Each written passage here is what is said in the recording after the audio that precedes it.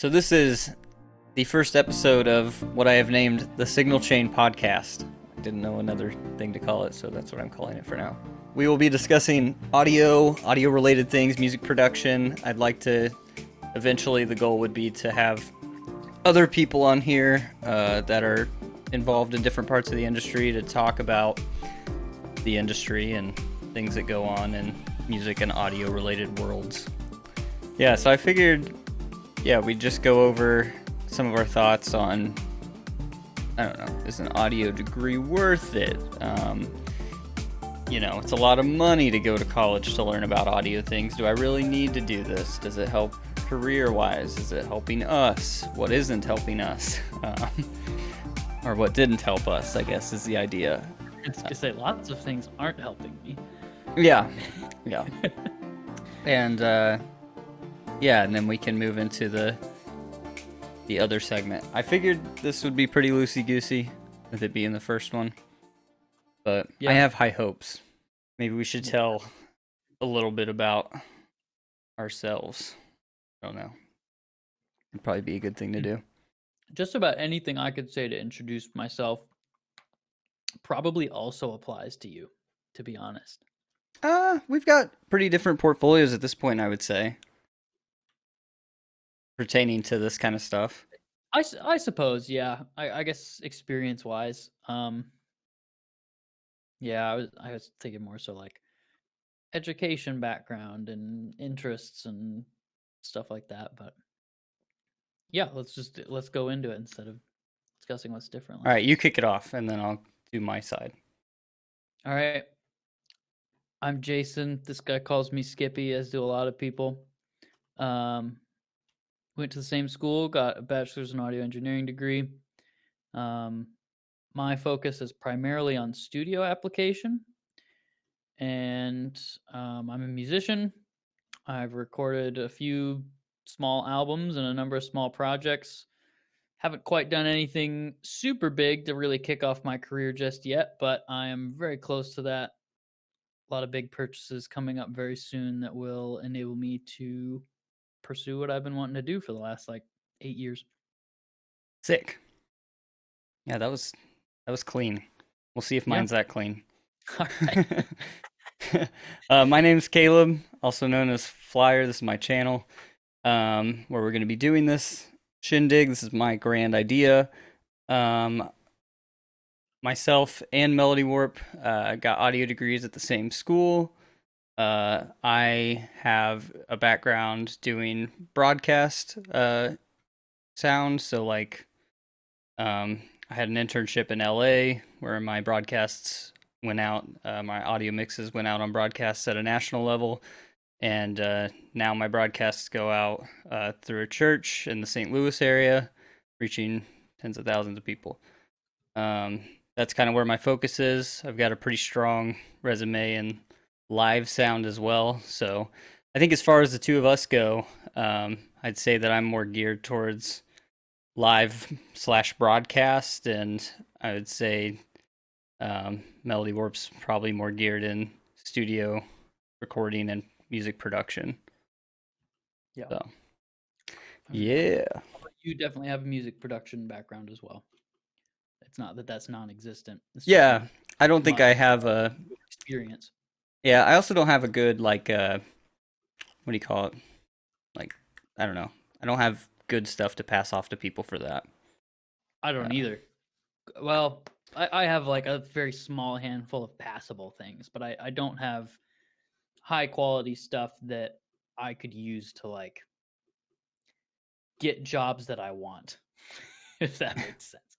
Yeah, if they were in the area too, I'm close.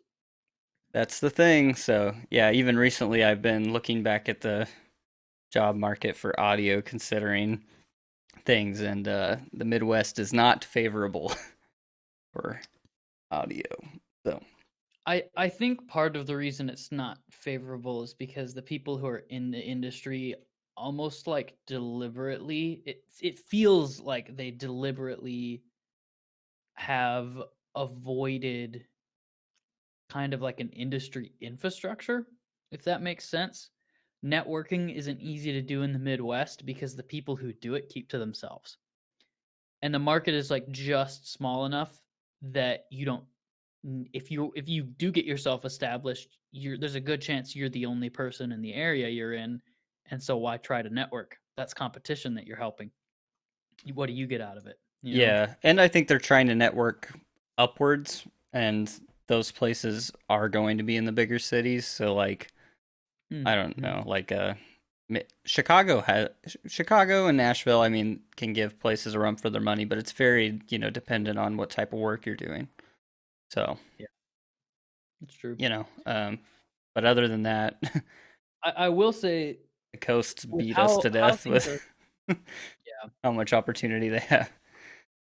even like Nashville always gets mentioned first, but I feel like if you're not doing country, it's hard to get into. It's hard to get into if you are doing country, and like even more so if you aren't. Yeah, I'd say country or music business. Like if you're just in the music business world, Nashville is just bar none the place to Yeah, go. music business is a nebulous thing though.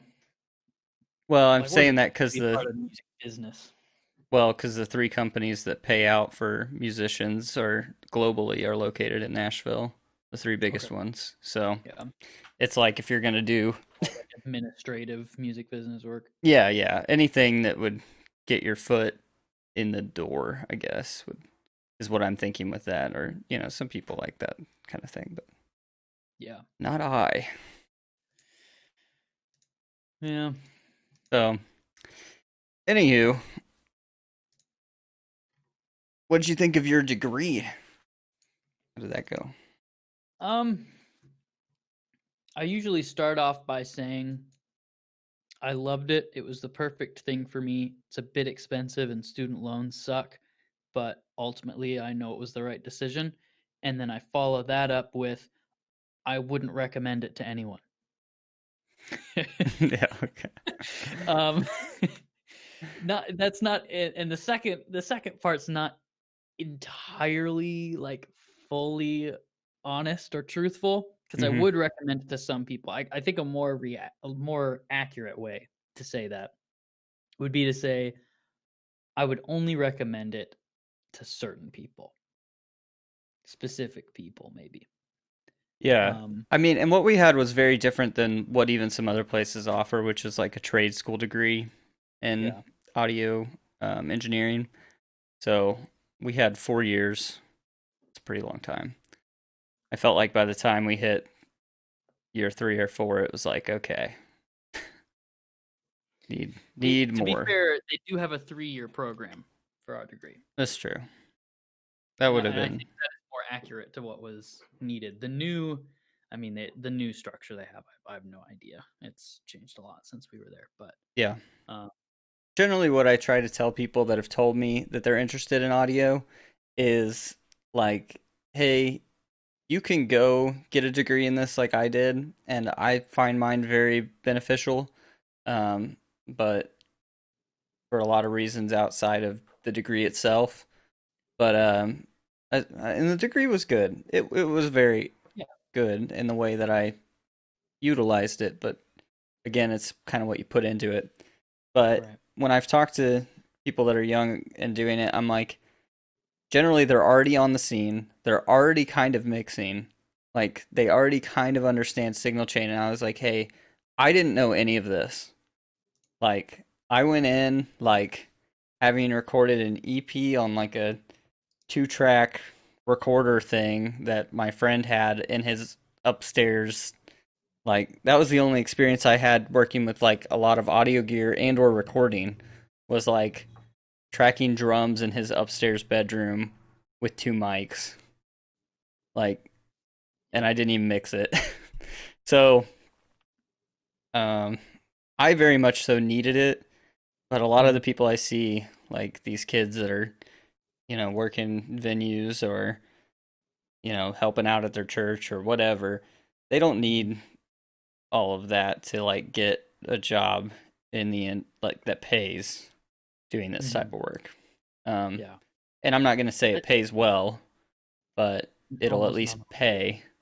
Right. So, I would start say, somewhere. yeah. I think now more so than ever in the audio industry, if you have tangible um, evidence of your abilities, something that you can show somebody, let them hear or see or whatever, and go, "This is something I've done." If it's good, that I think more so than ever gets you a job than a degree does. For Yeah. instance, I'm currently pursuing video game audio, specifically video game music, Do you see and there's a job opening at Epic in North Carolina? there's a bunch of job openings, but I'm not. I don't I don't really look at job openings right now because I need I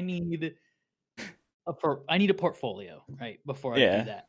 I feel like if you can bring one, even if it's a little bit meager, if you're obviously I'm not going to go like, "Hi, it's CD Project Red. I am like a composer and here's this orchestral piece I wrote. I've only ever done one. I would like a full-time job at your studio to work on your next giant open world adventure RPG." Like, I'm not going to fricking do that. I'm going to maybe find an indie game that I can write a few little jingles for and maybe do some like menu UI sound effects. Um, but like yeah, I don't know. I feel like whatever area of audio you're doing, I feel like if you can do a little bit of work that's relevant to that field and show it to somebody that is at a realistic um, position or a realistic tier within that part of the industry, yeah, that's how you get your jobs.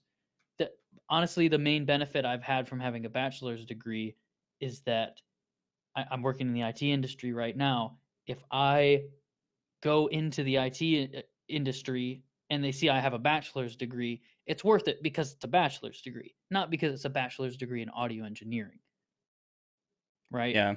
I mean, If my I just had a bachelor's degree general served degree, that it for would, me as well to get my current yeah, job, which is outside of audio currently, but yeah. There's some merit to getting a bachelor's, it's true. but as far as a bachelor's in audio, it very much depends. And the reason, by the way, that I brought Full Sail into this is because I wanted, rather than basing everything off of our school, I wanted to like bring a more well-known school into it and go, hey, there are people who are going after this degree, who got this degree, and they're clearly not better than somebody who like straight out of high school went and started working for the local production company. Yeah, They just clearly are not as well equipped. it's true. And you And I've get seen network guys and you get rise through the established. You what? I've seen guys rise up like that just out of high Yeah. school through the like Iron Hmm. Man even Yeah. in Do St. you remember Louis the here. freshman guy that when we were seniors, that one freshman that worked for a production company, and he was kind of annoying because he would talk too long about the stuff that he did know, and he would like throw Yeah, terms around. There was a little bit of posturing to it, but like the kid clearly didn't have to be there. he didn't. And No. the money he was spending on the degree, like, you're going to hear me use this phrase a lot during this podcast, and it's diminishing returns. At a certain point, you don't get as much for how much you're putting in, whether It's that's true. money, time, what effort, whatever. And I think that every individual has to take a minute to assess, what opportunities do I have available to me? If schooling isn't the only one, I would say take another opportunity. Yeah, The I would say strongly only consider the other opportunities. Like, because I Yeah, think people don't even or really at the like very least, strongly consider them. yeah, at the very least, go for it for a year. See if it's working out for you, and if it is, continue. And if it's not, maybe try school if it's still something you're thinking about. The only thing I would caution against, the only reason you would not do that, which I originally wanted to travel outside of the country, try and live somewhere else for a year, and then go to college. The only reason I couldn't do that, some other opportunity, or do something before college. Only reason I couldn't do that is because in order to be eligible for scholarships that I earned at my high school, I had to go to college the year after. Mm. I couldn't put it off. Yeah, they I kind would of have been rope you out. into it. Yeah, I mean, I which would have been out like $8,000 kind of if makes I sense to decided to me wait. too, because I feel like I wouldn't have been as hot to like do all the homework and stuff, like if I did Hmm. wait too long outside of, I don't think a year's too I can see bad, that. but if personally, I don't think I could do it if I waited, because Yeah. I've been out of school now for like 4 years, and Hmm. I don't know, I struggle to do certain things, I think, as well as I did when I was that young, but I was that young, Yeah. just a young boy. It's like 8 years ago though. It's like a long time. It's not. It's like three. It's like three and a half, No, 4 when I maybe. was a freshman, like going Oh, in, yeah, a freshman yeah, then. Okay, fair enough. yeah, it's been like a long time. That's true. That's true. So yeah, and to be fair, I've only met like two guys that went to like Full Sail, Yeah. and a lot of Would the you other say that their guys, decision to go to Full Sail was worth it for them? it landed them good jobs. Like Mhm. I did see that. I did I not suppose that's think, true. Go to a networking school and you get the benefit of the networking. and it Would they have was gotten those jobs had cheaper. they not gone there? Yeah, I believe it was cheaper. I don't know actually. I don't know how much Full Sail cost, Yeah, I'm not sure. but um, yeah. So I do think we had some extraordinary circumstances with our schooling, like being allowed in the studios basically all night, all day, all night. That was pretty crazy.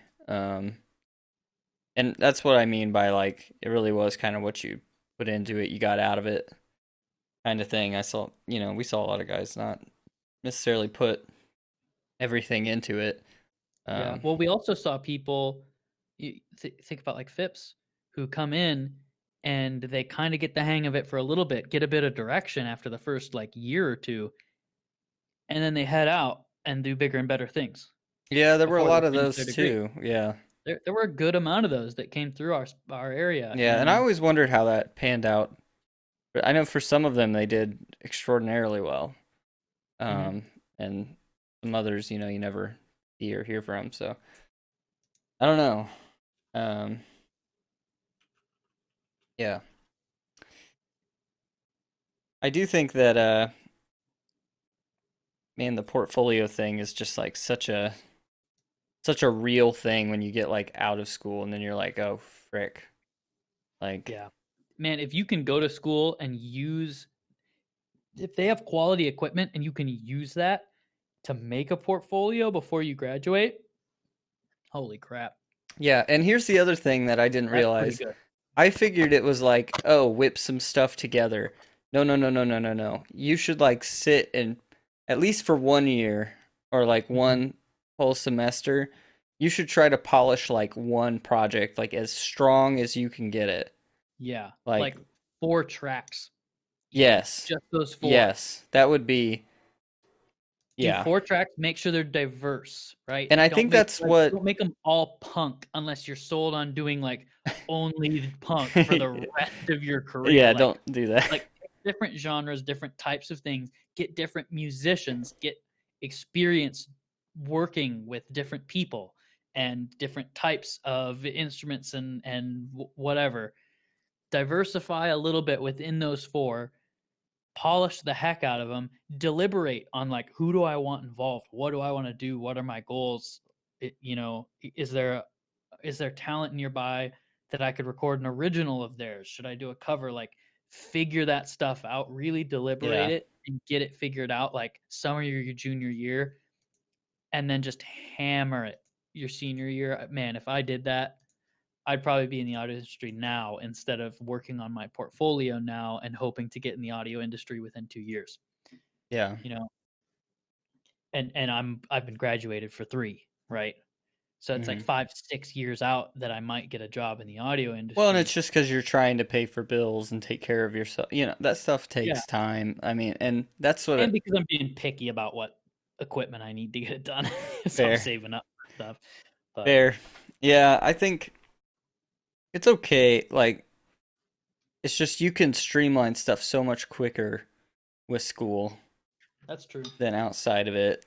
Well, Just because you can like focus in. Like, I felt like I really did that with live, and it paid big bucks. I yeah, mean, not money wise, but right? opportunity wise, I feel like I could Yeah. take my skills to a lot of places. And I didn't pull out of the audio industry until I felt like, okay, I have a strong enough portfolio I could push my way back in.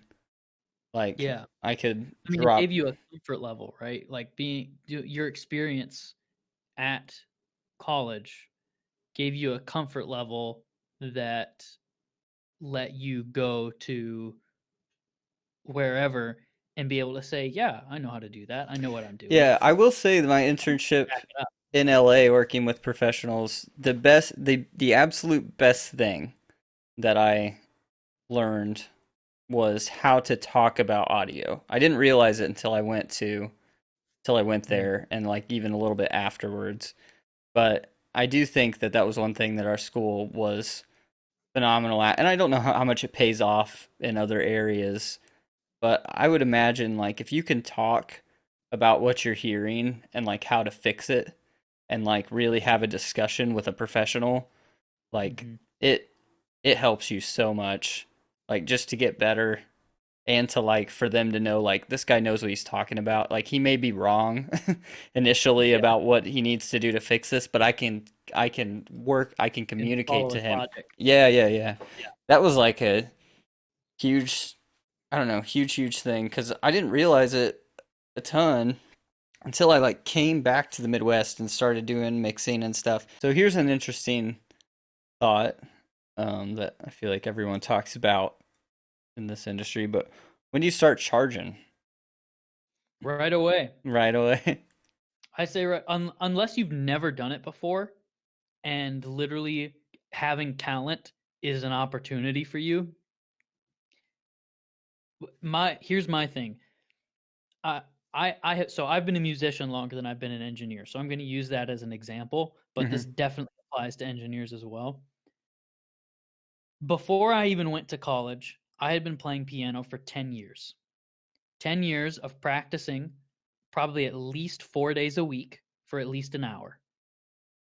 And of shows and playing with other musicians, learning various types of music, technique, theory, all of these different skills and experiences. I go to school for music, changed and changed my degree to audio engineering, which is still at least tangentially music, and pursued it in a way that which yet even more so diversified my skills. um, got an internship about that type of thing. It's a hobby of mine, so I do it on the side. I bought all this equipment to do it. I've invested like if you were to take any one thing in my life that I've invested more time, money, and effort and thought into than anything else, it would be music slash audio. Yeah. To take all of that culmination of my 26 years of being on this planet, I started when I was literally like 5 with this stuff. So 20 years worth, 2 decades. And for me to go to somebody who is an it doesn't matter who they are, for them to come to me and say, "I want you to do literally any amount of work within that and I don't think you deserve any compensation," is bullshit. 2 decades worth of time, money, effort, and thought into this stuff means that if you want to leverage that from me, you're going to have to pay something. Yeah. That's not unjust. That's not unfair. What's unjust is to put that kind of time and effort into something and have somebody else come up and say, "No, you should just be doing this as a favor or for exposure, or this is an opportunity for you because I'm super talented." If there's a job or somebody who you would kill to work with, sure. At that point, it's another investment as a part of that. Like my 20 years of whatever. If my favorite musician ever came up to me, yeah, I'd work with them for free. I would wonder why they're coming to me, but I'd work with them for free. And treat it kind of as an investment towards that. But Yeah. at a certain point, it's like I don't think my favorite musician would ask for it for free. I think they would say, "No, I insist that I pay you because I understand the value behind what you do." I want to ask you though, do you think your internship was more valuable than your schooling? Then my schooling, Yes. um, Take the entirety of your schooling, the 4 years, and your like one summer internship. Which was more valuable, or how do they stack up against each other? okay. If you gave like one, if you gave them both a percentage out of 10, Well, the like if crazy thing school is, was 10 out of 10, what was the internship? uh, Because you had a good one. I did. I liked the internship a lot. Um, but I I would say they're on different playing fields with how I view them. I would say school for me, audio wise, was me trying a lot of things and learning a lot of fundamentals with this thing that I had never worked with, right? So, Mm-hmm. like, I felt like that laid the groundwork for everything that I'm now able to do, like much more so than my internship would have ever. Like, I just wasn't there long enough. I was there for 2 months, but Mm-hmm. I feel like even being in that scenario, like I didn't get to trial as many things. I was being trained. So like I wasn't like testing stuff, trying things, thinking of like experimenting with things like compared to us doing like the summer tour and everything. Like that kind of experience is like way more uh focused on the fundamentals than what I was doing in Mm-hmm. LA. Now, what I was doing in LA was figuring out how to hone those fundamental skills to like a professional level to where I could like people would offer me a job. I mean, even if I name drop the company, like people would probably be interested, which is nice. It's super Yeah. nice. But at the same time, I don't think that if someone had done let's say they were doing like audio for like small gigs and then got that kind of internship, I don't think I don't think they could do it. Like you needed like a strong amount of time like having experimented with different plugins and experimented with different recording tech like I was calling voice actors and having them remote do stuff and I'm like I have to listen for like my I do think critical listening is one of the things that is very overlooked. Yeah, that's true. That was so You don't really helpful. get that in as much of a tangible sense through like just getting a job, like jumping right into the Yeah, like workforce. knowing like distortion and like just what good I audio sounds like and like having worked with Right. it enough to be like no something's wrong, can you redo that take, like I need you to adjust your microphone how you're standing, I need you to, which I guess that's maybe just studio recording techniques as well, but Mhm. we were struggling with stuff like the bit rate on the software like falling through and having to not record that day because it was bad and then trying a different time when the servers reset for the software they were using, things like that, but like so I could see a lot of guys not knowing how to identify that like to a Yeah. certain degree. Here's a statement which I want to find out whether you agree or disagree with this. If the audio degree that you're thinking about pursuing doesn't offer some form of critical listening, something to train your ear in their um, curriculum, it's not worth going for. I would say it's probably not worth the only way it would be worth it is if they were doing twice as many recording projects as we were doing, which would be very difficult. So Yeah. like I would say you would need more so much more experience to make up for something like that. And I think a lot of Yeah. people, even the people that we graduated with, thought that class was like dumb, or waste of time I to I a certain degree. maybe I don't know. Most of the people that I ran into, they hated it, right? They despised it. But I remember, at least with you, took it with a different class than me, Hmm. since I switched degrees late. My class, at least, I remember there being a marked point, probably like 6 weeks in or so, where everyone was like, "I can't turn this off," everything that I hear with my ears, all I can do is think about what's wrong with it, or or or figure out all these different properties of the sounds that I'm hearing. Whether Yep. it's coming out of a speaker, headphones, or just in real life, I cannot turn it off. And everyone had like this crisis that lasted probably a full 3 to 4 weeks, where we couldn't turn off the technical ear. I And still then can't sometimes. and then eventually everyone kind of gets past it, because you just become kind of mentally exhausted, and you can't do it anymore. It's Yeah. too much. But like, I don't think that anyone in my class that had that experience, which is all of them, would say that it was a Really? waste Wow. of time, or that they shouldn't have done that, or they wish they hadn't. See, Um, yeah, I was with just an entirely different group because a lot of them I would say took longer to even get to the point to where they were like, wow, like this is kind of changing the way that I hear things. Now, quite a bit of mm, them did hit that, but I don't think all of them did. And I think a lot of them were like even talented musicians and they just were like, screw this basically and like yeah, didn't they just weren't really they're like, focused on well, it. I'm more musical than technical, and kind of wrote it off. I think they just kind of thought like I can hear when something's wrong. I don't really need this, but once you get to like a certain professional level, you have to know this stuff. Yeah. Like, and no one's really going to teach you up until a professional level, and at that point you're already supposed to know it. So that's why the class was so good because Was like your class shortly after they dropped critical listening 2 and decided to accelerate it and yeah, just it was the put it first all year in they one? tried to put them all in one.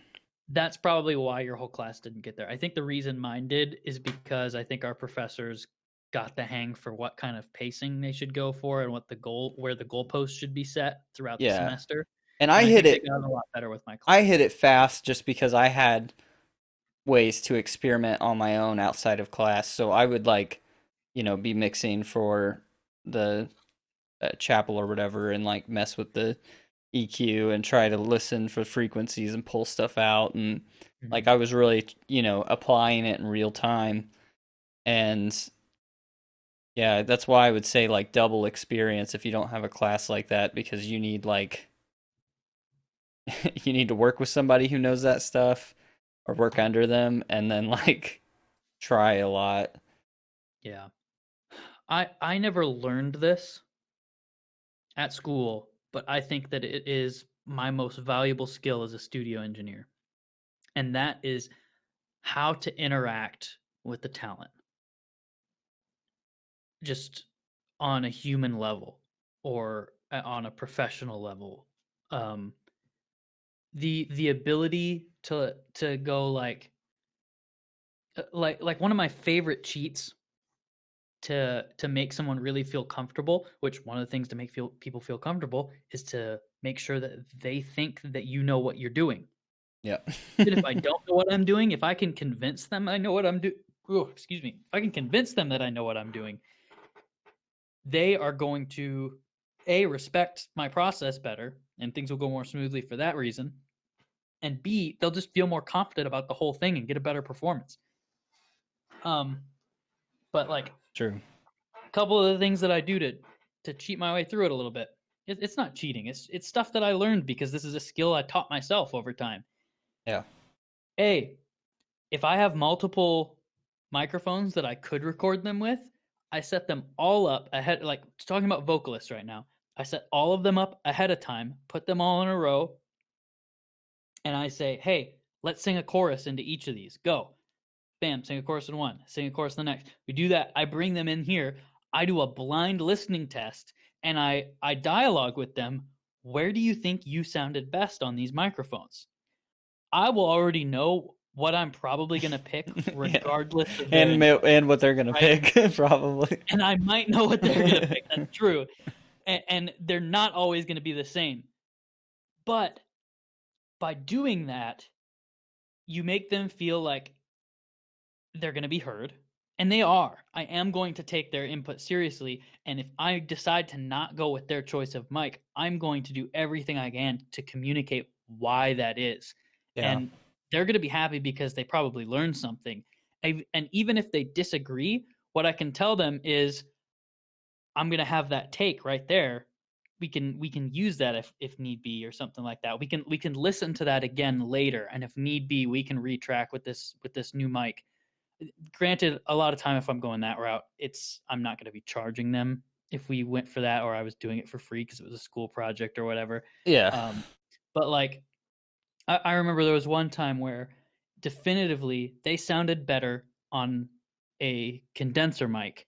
We were like, yes, that sounds the best, absolutely. And then I told them, here's the thing, I'm going to use this dynamic microphone over here that you sang on instead. And the reason is because we were doing a cover of a Lumineers song. That bright condenser voice sound Yeah. that's like really clear and cuts through is not going to work for like an alternative, Indie. you know, an indie alternative band, right? With Yeah. like lots of acoustic elements. The sound of the dynamic mic is just going to fit so much better. True. Does it sound as good? No, but I'm not applying your voice to a vacuum. You're not singing a cappella. You're Yeah. you're singing with this instrumentation and in this genre. Um, letting them do that, I could tell after doing those takes, they were so into it Mm. and they just wanted to sell it. And I've done that every time I can afterwards. The other thing I like to do, I have a little electric pitcher that boils water, and I get a couple different types of tea and some cookies, and I put those on a little table somewhere near the recording area, and I say, And you "Hey, if put a your voice sign that starts to says feel a free little bit COVID. hoarse." um, this is I haven't recorded I this, know. but um, no, but like to set that up and say, "Hey, vocalist, I know that it can be really draining to sing for a long time, or to sing the same part over and over again. I have your health and comfort in mind. Yeah, it This shows you're is aware of what they're top line going right through. Yeah. Yeah, those little things go so far. Explaining why I'm doing what I'm doing goes so far. Mm. Um, teaching them about the process a little bit to get them into it a little bit give goes so far. It makes them more patient with what I'm doing. Anyhow, this has gone way longer than I intended, but basically what I wanted to say was those types of things, learning to get your talent to loosen up, and even in live, if you're going to be working with a band and you're just the venue, use that venue's Yeah. person. Oh my gosh. Live. I could. Oh, I've experienced this so many times where people from the band want to come to me and they want me to comfort them. yeah, And here's the dude, thing. that's just musicians. I know, but here's the thing. I have not really honed this skill all that well in a live setting because Yeah, and it took me a long time to learn this, like even having a job doing this, because people would ask me, "Hey, how'd you think that went?" And I would go, "Man, it sounded so bad." And they would be like, "What?" And I'm like really hard on myself and like my mixes. And they I'm take like, that personally. "Yeah," and then they take it personally. And I didn't recognize this for a long time, but I remember that. I yeah, eventually some people would like make comments and stuff about me, like, and I started to notice people would stop coming up to me and trying to talk to me because they thought they were like bothering me because I'm like working so hard on what I'm doing. You're And just focused, yeah. I'm so focused. I Because nobody hits more knobs than I do during a live session. Like it's not possible. And that's why I like broadcast so much more, is because Oh, like I was just in a room by myself like right. wrestling this beast to be perfect for Mhm. like somebody at home or somebody so they could listen to it on their iPhone, on their laptop, on their whatever. That was just such a better setting for me. I know, Let's bro. start with the best of the best mic on here. Oh, You no. know it. Click on. I know it. It's the AT 2020. Stop. Now, Top dog. This is the one. This determines how this tier list begins. Okay. Oh no. This is one that I would almost want to put later because I want to compare it to where I've decided the other mics are at. Oh no, You're this asking me is to make this like this the is like center the bar yeah. kind. Yeah, this determines the bar All basically. right.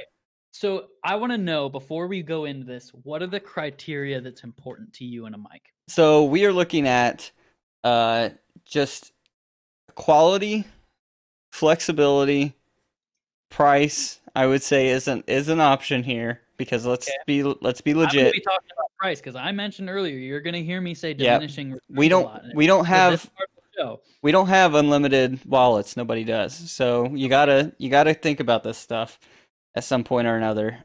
So yeah, if you do have an unlimited wallet, your wallet can't do the work for you. So that true, also applies. true. It really actually almost makes it worse sometimes, I think, It, if you don't know what you're I doing. I can absolutely vouch for that. During my internship, there was a rich person who was just super into audio stuff, and so he just bought preamps and microphones and all this different tech stuff, and he would just lend it out to people, including the people that were a part of the project I was interning at. And wow, he just like, hey, here's this $3,000 preamp that I'm bringing in and letting you people use. And then he'd be like, "What do you think of that? Like, it does this, and that, huh?" And I'm like, "Oh, it does one of those things, and it does it okay. Its real strengths were in this, and this, and we use it in this way, and we actually forwent it for a different preamp for this other thing that's about I don't know $2,000 cheaper because it Yeah, I does." think And he's like, "Yeah, it just does everything." Yeah, I think everything in this price range is like doable. Like if you held a decent studio, like most of these are a couple $100. Some of them there's get up two there mics in here that to really get up there that I'm gonna tear to shreds compared to what most people think. You all know what right. they are already, I but do. To me, yeah. price isn't as big of a factor as the other two, but All right, so let's jump in with the AT 2020. all Now, right. for quality, I would say this is pretty good. I would say it's B C. I would say give it like B minus for quality. I'm Is kind of that fair? thinking C plus. Yeah, we're C kind of in the plus, B same minus. I ballpark. would consider those to be I equivalent would to. think I would think C plus just because of the other mics we're looking at here. That's fair. Yeah, in the context of the mics we're looking at, C plus is probably fair. Yeah. There's And a lot and of mics that's I think that only end up in A and B tier I though. would To say be C plus at only what it's good at too. So flexibility wise, I don't think it's sure, diverse yeah, really at all. Price but wise, price wise, very good. very quite nice. What you get from this mic for even versatility as well is still decently solid. Penny for penny, versatility is good, and so is quality. Dollar Yeah. for dollar, it does well at both of those. Do I think it does better than B at both of those? No. I would not put this any higher than B tier. Yeah, I'm really stuck between C and B. I think the price though and it being like basically it just vocal like in Mm-hmm. general, like whether it's you know whatever type of recording you're doing in a studio. This is gonna fit C for me. Yeah, I would. It could be B. My thing, We'll wait. We'll see. I have personally used mics, either this mic or mics like it, on things other than vocal, but I would never do that for anything other than blending. Yeah, This it's not gonna outside of be a lead vocal, line. yeah, this outside of vocal it should not be more than a blending mic if your budget and resources allow it. Yeah, I'm trying to think of like. I'm pretty sure my use case on this was I did bottom of a floor tom one time Oh and it did gosh, okay. yeah, I blended it in maybe 15-20% and it added. Was it necessary? No. Are there better mics for that? Yes. Did I have them? I don't think so at the time. Would I recommend it to anyone? No. I also used this on a guitar body at one point. Not the worst thing. There are better mics, even better condenser mics for that. But like there's it literally only one scenario where I pick this, and it's low budget voice. Like that's I agree. That is where this shines. Absolutely. I'm just saying that like if you are low budget and your primary thing is voice, this is it. Yeah, this don't is necessarily good. sleep on this mic just because it's not going to also be able to record your acoustic guitar occasionally. No, it can do that. It's just not going to be good. It's not going Yeah. to be great at it. So talking about acoustic guitar, I always loved this thing for acoustic guitar. Was that an SM81? This is an AKG 451. 451B. I'm familiar. Yeah. You throw it on the So, neck? Did you just do a double spaced pair? What'd you do? I think I used a larger diaphragm on the bottom of the guitar, and then I used this at the neck, Mm-hmm. and Mm-hmm. it just kind of sang out, which I liked a lot. I felt a lot of times with acoustics. I don't know if it was just because it was cheaper acoustics when I was recording with this, because this Mm-hmm. was back in school. Mm-hmm. It just never like it was either too bright or it was like I don't know, like you just it wasn't really there. And this was like the best thing I felt for the Yeah. neck of a acoustic guitar. I will say the best sound I got out of an acoustic guitar ever was a 414, which is also on this tier list. We'll get to that soon. And the 451B on the neck. I have also seen this used though on a piano. It Yep. worked pretty well. I liked it. Pencil condensers in general, I think, perform decently well on an acoustic piano. For me, this would be B tier. Now Yeah. it's about a $400 mic, Mm-hmm. so The price range is what definitively puts me in B. If this cost 250 or less, oh I A might tier. be tempted to put it in A. I'd Yeah, put it in A I for absolutely sure. would be fully tempted to do that because this isn't just.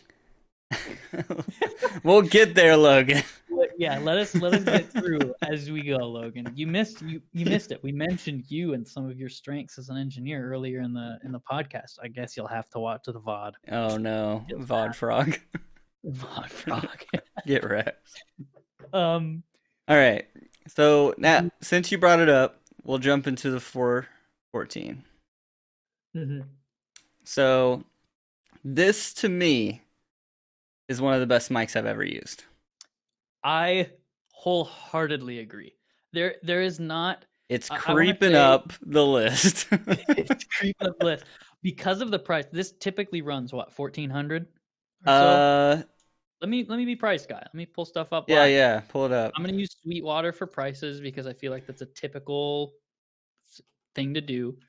There are a Yeah. few different types of 414 as well. There's like the XL, the XL2, XLS. Frick if I know what the difference between all of them are. Okay, it looks like they've gone down in price from when I last I was gonna looked. say I think they're A within a couple hundred. C414 XL2 costs 1,100. Oh, okay. It is higher than I thought. Yeah, Gosh, I if it thought it was ain't cool. good though, it's Yeah.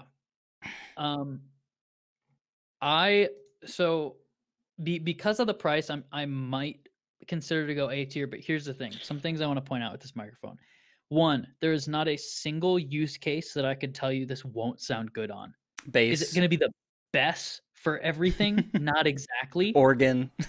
uh, But holy no, both of those sound okay for me. Is it going to do the whole? I If don't this is the think so. only mic you're using on bass, no, it's not going to be great. If it's the only mic if you're doing a single mono mic on an organ, you're doing it wrong. First of all, so like stop.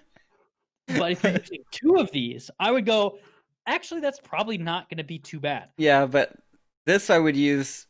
I would use it on a vocal. I would use it on a trumpet. I would use it on a drum set. I would I use would use it it. on a violin. I'd use it on a cello. I'd Oh use it my on a bass gosh. cab. I'd use it on a guitar cab. I would use it on an acoustic guitar. I would use it on a clarinet. I like. Yeah. I would use it on a flute. It's I, pricey, but for me, this is S tier. Like this I is I'm tempted to agree because as good as a mic gets. I don't think there is a single microphone on this entire list that we have so far that I can fairly confidently say it will not sound bad on anything you put it on. Yeah. The absolute worst this mic ever sounds is pretty good. And that is It's saying true.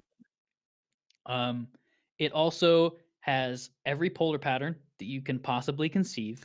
Yeah, now here's the It's thing. got a pad. I've never really utilized the other polar patterns in a way that where I really liked it. Like I thought it was okay, but Yeah. I think I used it for a. I tried When to you had to when you had use. access to this mic, did you know how to use polar patterns to their best extent? Um, Or I to an think I extent tried that to use it for a talking segment, and I used it going both directions because I've had access to this mic yeah. for other in other ways.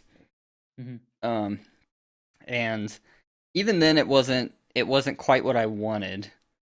So I don't know. To me, it's S tier. I feel like I almost wish it didn't have the other polar patterns. I get why they're on there. Like you could, The it just so increases the obviously versatility. But yeah, so here's a fun fact: the AKG C314, not 414, doesn't have those and it's cheaper, right? doesn't have those, and it's only $700.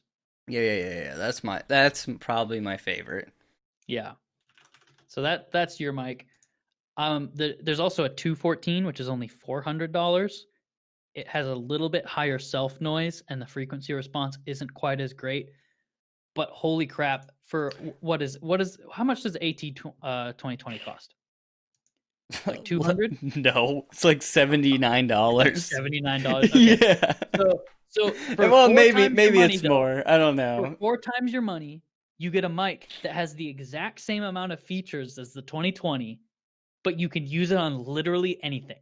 True, it does. That's a big freaking deal. It's like the 2020, but you could mic anything with it. Now, I would say I would pick the 414 for a vocal every time over a 214, but Oh, I would pick the 414 for anything over the 214 I don't because know. it's If it's like a a better. violin, like I don't care.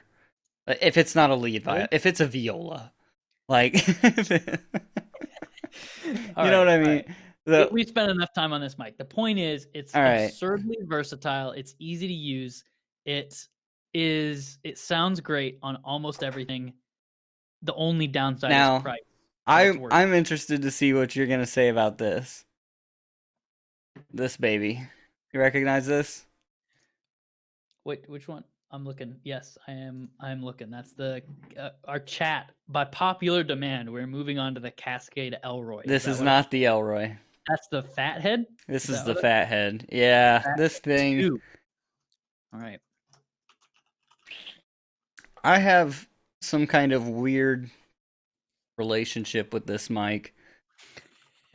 I I thought it was so cool when I first tried to use it, and then everything I recorded with it sounded like garbage. So then Hmm. I realized I didn't know what I was doing with this type of mic, and later on, I think I've used it a couple times, and I liked it a lot later. But so I'm like all over the place. What do you think?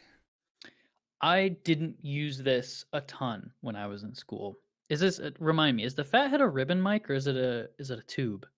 I so it's not a ribbon. It's not a. I don't Are you believe it's sure? a. We can look No, it no. up. Cascade. I just looked it up. Cascade Fathead ribbon microphone. It's a ribbon. Oh, okay. That's what I Yeah. thought. So Okay. really, the only time I've ever used these, I've never tried it with a vocal. I've only done it with drums. Hmm. So yeah, And ribbons Logan's on saying he drums left it in the dust. Yeah, I think we had the same experience, Logan, with trying to use it, but I used it later. I used it later with work, and I liked it a lot. I felt I like it had way more color than a lot of other stuff because everything gets. used on the drums. I Oh, used it you on used it. drums, yeah, and everything always felt so crystal clear, and so for What like preamps were you using the second time around? What was the difference? Yamaha CL. Okay. This was a type of live setting. It was like a live recordings kind of thing. Okay. And what studio what pre's were you going through the first time you used it? The Neve. It was the Neve. It was So the so Neve. that I think actually worked against you. I personally think that ribbons through really warm analog pre's typically don't perform well. Mm, okay. Because it never sounded the way that I thought it should. And, Yeah, but then I I used it later and I was like, it dang, always this sounded is, like it was a little bit flat. The mids were always weird, right? yep, yeah. Yeah. So that's my experience with ribbons through warm analog pre's. The ribbon gives a little bit of that sort of warm analog feel just by the transient response alone. Um, and to then also apply that warm analog feel to the frequency response too by putting it through that type of preamp, in my opinion, it's always going to get buried in the mix. There's nothing you can do after that Hmm. to make it stand out. And on solo applications, it's to me it's going to end up sounding a little bit flat. These are I cheaper than will I say thought. I thought so too. I thought these Whoa. ran it closer to like around 400. I'm on I am on Cascade's website right now. The Fathead costs $195. What? Holy cow. Um, That's with for the ribbon mics. price, this is It's creeping certainly into weird affordable. territory for me. I would not put it above the 451B personally right now because in my mind, so as I'll say this on the ribbon D microphone tier. tier list, this is A tier at worst on the ribbon mic tier list. But this is not the ribbon mic tier list. This is the This is mic the tier list. mic tier list. Yeah, I have studio mic bad tier news for list. our listeners, which is that ribbon microphones, for the most part, are not going to make it past B tier. I don't think. What do you think? You That's you my mean take. you mean but go below B tier? They're not. No, I don't. I mean, they're not going to make it above B tier. I don't think there's a ribbon mic that I have ever ran into that will make it to A or Uh, S. The there's another one on overall, here. I don't think you've experienced it. I don't know. It might. No, it depends. I don't think it'll make it. Anyway, all the ribbons I've experienced, that's my case. yeah, this will They have their place, the but fathead for me because it didn't work for so long, but then it kind of did. It's gonna be C tier, which is C tier. crazy because I'm putting this mic on par with an AT 2020, but No, the you're going to AT put it 2020 before is it. like Right now, you have it after, and that's incorrect, oh in my uh opinion. For price, I don't know. This is so good at what it does for price and specialization, okay, but the price of this, uh, I guess with the price difference, you are spending like 2.5 times more for the fathead. I'm just saying I could agree with C tier. I'm just saying don't put it behind the I 2020 feel on like I'm C. gonna use this more. Like I would use this for drums, maybe piano, maybe some type of gang vocal type thing. But this is When you say just this, like you're saying fathead? no, the AT 2020. Oh, okay. Like Weird. I don't know Yeah. for I smaller I projects that would come around. Like so one thing I will say, I think the fathead would do pretty decent on like a overdriven or distorted guitar cabinet. I think that you can get some good stuff from it we'll because put it's it going to ease off some of that we'll harshness. put it above the AT 2020 just because it is a high grade studio mic. It's a good price for one too. My thing right now is that if you have a use case for a ribbon microphone, the fathead is probably your choice, whether or not you're on a budget, right? Yeah, it's Because probably. why spend more when it's going to do at least 80% of what you're looking for the ribbon mic use cases? I And don't for that know. reason, I would say it because All now right, say, let's. oh, I have a use case for a condenser mic. Is the AT2020 going to serve 80% of your use cases? No, Yeah, it's not true. for what condensers should be doing. True. It's above the AT 2020, but it's still C tier. Yeah. I can't use Okay. it with an Eve. I can't use it with the Neve F F tier. tier. All right, this should be pretty interesting. So the 906.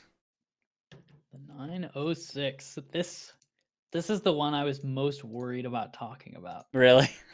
because I think that my opinion on this differs from almost everyone. I don't think I've ever agreed with somebody about this microphone, but So I'm gonna let you go first. All right. I think this is the best bang for your buck throw and go cab.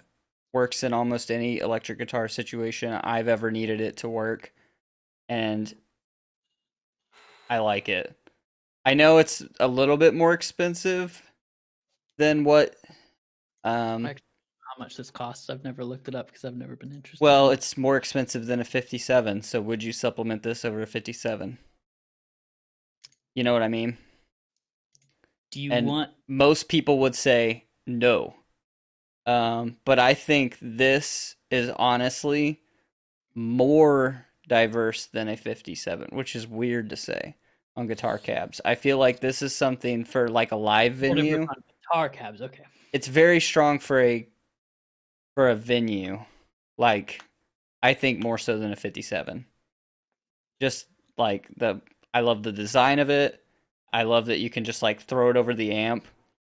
Mm-hmm. Like you don't even need to use a Nice. stand or anything. It's Mm-hmm. so nice. Like for I me that wanted makes to it like somewhere this in mic. C tier, but sound wise, I really think it could almost be D tier compared to all these mics. Okay, that we on that line, I think we're more inclined to agree. It surprises me that you started with it as strong as you did, and then you ended with saying D tier. It's surprising. Yeah, I'm trying to shock But value. so something to note is that this does have a high pass and a low pass option. Um, you can't do both at the same time. You have to pick either flat, high, or low. Um, one of so it's on Sweetwater right now. It's about $190. The E906, I tried using it 3 different times with 3 different preamps when I had access to it. And I've not had access to it since then, pretty much by choice, because this was the one mic in the entire cabinet that after those 3 attempts, I decided I would never bother with ever again. Really? Wow. I never, I take that back. I don't want to say never. I only barely made use of it the one time. Every time I recorded with this, I muted its track in the end, I did except see for one where I only blended it in probably 15-20%. To me, this is the like here's where it flattest, changes. weakest, like It's mid-range heavy sound that I could get. I can't imagine this working on anything but electric guitar. So it's not very yeah. versatile. This right here is honestly what just puts this right down here. Studio. Studio. Yeah. If it was live, I would almost put this B minus or Okay, B. I could see how. So I agree with you on that simply because guitarists have an ego and they crank their amp super They loud and do. hot and they have way too much high mids because they want it to crunch and push through because, again, they have an ego. They do, and I can So use for this thing live, to you like throw this blend on them there. They're really used well. to seeing it. They go, "Oh, the engineer knows what they're doing." The one that I'm working with because they have this mic that I know I've seen a lot of places, and so I'm going to feel comfortable with it being on there. And what this microphone does is it saves me a lot of the work in a live situation It does. where, oh, I don't have to EQ this so hard because the E906 is barely getting any of that information. Yeah, it does.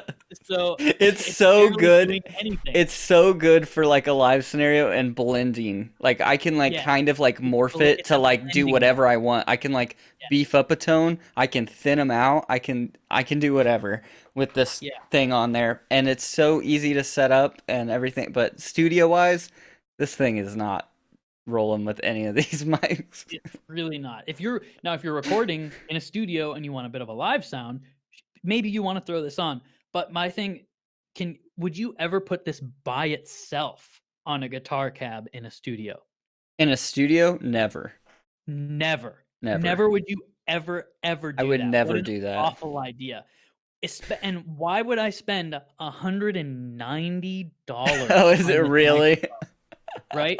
Why would I ever do that? It blows my mind. The definition of the mic sound for me on this thing is lazy. This thing sounds lazy. It sounds like a mic that is technically doing its job, but it's really not putting any effort into it. And for that reason, this mic is bottom of D tier for me, but because of its competition in this tier list in particular, I put it in F. I put it in F. After hearing the price, I put it in F. Yeah. I thought it was like low 100. If this was 100, 120 even, I would put it in D pretty solidly. But Yeah. 190, you are asking for too much. I will say you can probably find this cheaper used, Anywhere. and it's a fairly durable mic. Buy it used if you're going to, and use it as a blending mic. For the love of God, do not use it by itself. All right, here comes. Do, do, do, do, do, do. This is an Earthworks. And Earthworks. I don't really care what series or whatever. To me, all Earthworks are the same. So I am inclined to agree with you. I do notice a difference with the different series. So I haven't worked a ton with the different ones, but to me, they're all the same. Looking at this, I can't even identify if I know. APC, an SR25, an SR30, or whatever the frick they have. But these weird, janky pencil condensers, right? That are almost all omnidirectional, right? Yeah, they are. The loft mics, phenomenal. Room mics, pretty stinking great. If basically if you, whatever your use case is, you're putting this up high in the air, congrats. You've chosen the best mic for whatever the frick you're doing. So I know this is weird, but I put all Earthworks in the same category, even if they don't look the same. Like, so they have a piano rig that is Earthworks. Yeah. I would say this is the same mic as what is on that piano rig. It looks completely different. I swear it's probably the same microphone.